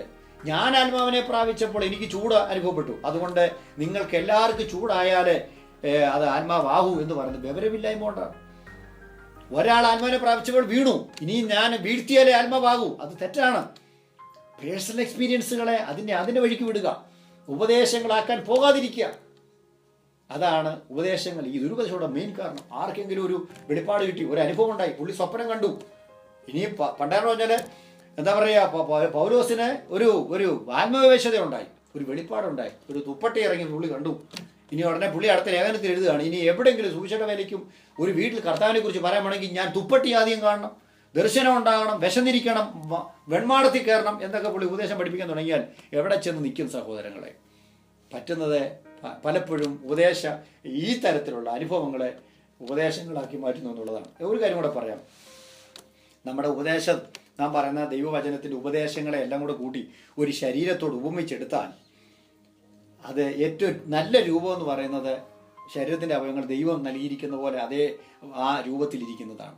ഏതെങ്കിലും ഒരു ശരീരാവയവത്തിന് കൂടുതൽ വളർച്ച ഉണ്ടെങ്കിൽ അംഗവൈകല്യം എന്ന് പറയുന്നത്, ഒരു വിളർച്ച ഉണ്ടെങ്കിൽ അതിന് അംഗവൈകല്യം എന്ന് പറയുന്നത്. ഇതുപോലെ പറയുന്ന മൂക്ക് വളർന്നു പോയാൽ വൈകല്യമാണ്, കൈ വളർന്നു പോയാൽ വൈകല്യമാണ്. ഇതുപോലെ പലപ്പോഴും ഉപദേശം പലർക്കും ചിലതിനകത്ത് മാത്രം പ്രാധാന്യം കൊടുത്തിട്ട് മറ്റു പല പ്രാധാന്യം കൊടുക്കാതെ വലിച്ചുകൊണ്ട് അങ്ങ് പോകും. വൈരൂപ്യമാണ്. പ്രാധാന്യം കൊടുക്കേണ്ടതും എല്ലാറ്റിനും എല്ലാം ഒരുപോലെ സന്തുലിതാവസ്ഥയിൽ തുലനം ചെയ്ത് സൂക്ഷിക്കുകയാണെങ്കിൽ പലപ്പോഴും ഉപദേശപരമായ വിഷയങ്ങളിൽ നിന്ന് നമുക്ക് രക്ഷപ്പെടാൻ കഴിയില്ല, ദുരുപദേശങ്ങളിൽ നിന്ന് നമുക്ക് രക്ഷപ്പെടാൻ കഴിയും. അത് നമ്മൾ തിരിച്ചറിയണം. ഇപ്പം ആരാധനയ്ക്ക് മാത്രം പ്രാധാന്യം കൊടുക്കുന്നവരോ വചനത്തിന് മാത്രം, അതല്ല. ആരാധനയ്ക്ക് പ്രാധാന്യം കൊടുക്കുമ്പോൾ വചനത്തിന് പ്രാധാന്യം കൊടുക്കുമ്പോൾ സുവിശേഷത്തിന് പ്രാധാന്യം കൊടുക്കണം. സുവിശേഷത്തിന് പ്രാധാന്യം കൊടുക്കുമ്പോൾ തന്നെ മനുഷ്യർക്ക് നന്മ ചെയ്യാനുള്ള പ്രാധാന്യം കൊടുക്കും. ഇതൊന്നുമില്ലാതെ ആരാധന എന്നുള്ള പേരിൽ നമ്മൾ കടന്നു ചെയ്യുന്ന കോപ്രായങ്ങൾ പലപ്പോഴും ദൈവവചന പ്രകാരം വിരുദ്ധമാണ്. ദൈവസഭയിലെ വിശ്വാസികൾക്ക് ഉണ്ടാവും ഈ തരത്തിലുള്ള തിരിച്ചറിവുന്നു. അതുകൊണ്ടാണ് വിവേചിക്കുക എന്ന് പറയുന്നത്. ആത്മാക്കളെ വിവേചിക്കുന്ന ഒരു വരവാ, ഒരു കൃപയാ. പ്രവാചകന്മാരെ വിവേചിക്കുന്ന ഒരു വരവാ. വിശ്വാസി ദൈവവചന പ്രകാരം നോക്കണം. പ്രവാചകൻ ആരാണ്, ശുശ്രൂഷ എന്താണ്, സഭയ്ക്കകത്ത് വന്ന് ഞാൻ നേരത്തെ പറഞ്ഞില്ല, എഫേസ്യ ലേഖനം 4-ാം അധ്യായത്തിൽ പറഞ്ഞ വാക്യം അനുസരിച്ച് ഒരു ശുശ്രൂഷ കഴിയുമ്പോൾ ദൈവസഭയിലെ വിശ്വാസികൾ വളർച്ച ഉണ്ടാവണം. ആ സഭ അടിച്ചു പിരിയല്ല ചെയ്യുന്നത്, ഗ്രൂപ്പാകുകയല്ല ചെയ്യുന്നത്. അങ്ങനെ ഒരു ഭിന്നിപ്പിന്റെ ആത്മാവ് ഒരു പ്രവാചകനിലൂടെയോ ഒരു ശുശ്രൂഷകനിലൂടെ ഒരു സഭയ്ക്കകത്ത് വെളിപ്പെടുന്നത് ഓർത്തോണം. അത് ദൈവത്തിൽ നിന്നല്ല, പൈശാചികമാണ്, ദുരാത്മാവിന്റെ പ്രവൃത്തിയാണ്. സഹോദരന്മാരിൽ ഭിന്നത ഉണ്ടാകാൻ കർത്താവ് പറഞ്ഞത് കഴുത്തെ കല്ല് കെട്ടി കടലിത്താക്കണമെന്നാണ്. അത്ര ഭീകരത അനുഭവമാണ് ഭിന്നത ഉണ്ടാക്കുമെന്ന് പറയുന്നത്. ഞാൻ എൻ്റെ വാക്കുകളെ അവസാനിപ്പിക്കട്ടെ. ഉപദേശപരമായ മറ്റു പല കാര്യങ്ങൾ എന്ന് പറഞ്ഞാൽ എടുത്തു പറയാൻ ചില വിവശതകളെക്കുറിച്ചുള്ള വ്യാഖ്യാനങ്ങൾ ഞാൻ അടുത്ത ഇതിൽ ഞാൻ നിങ്ങളോട് സംസാരിക്കുന്നതായിരിക്കും. വിവശത എന്താണ്, ഈ പറഞ്ഞൊക്കെ ശരിയാണോ, വചന വ്യാഖ്യാനം എന്ന് പറഞ്ഞായിരിക്കും. എന്നിരുന്നാലും ഇതുവരെ ഞാൻ നിങ്ങളുടെ മുമ്പിൽ പറഞ്ഞതനുസരിച്ച് ദൈവവചനം പഠിക്കുകയും വായിക്കുകയും ചെയ്ത് പ്രബുദ്ധരായി, എന്താ പറയുക, കർത്താവ് പൗലോസ് പറഞ്ഞ പോലെ ക്രിസ്തു എന്ന തലയോളം വളരുവാൻ, പക്വതയുള്ള വിശ്വാസികളായി തീരുവാൻ കഴിയണം. ഉപദേശത്തിൻ്റെ കാറ്റിൽ അലഞ്ഞൊഴിലെന്ന് ശിശുക്കളാവാതെ കട്ടിയുള്ള വചനം പഠിച്ച് മിടുക്കരായി സുവിശേഷ വേലയിൽ ദൈവസഭയുടെ വളർച്ചയ്ക്ക് ആത്മീയ ആരോഗ്യമുള്ള വിശ്വാസികളായി തീരുവാൻ, വിശുദ്ധരായി തീരുവാൻ ആഹ്വാനം ചെയ്യുന്നു. ദൈവം നിങ്ങളെ അനുഗ്രഹിക്കും. Thank you very much.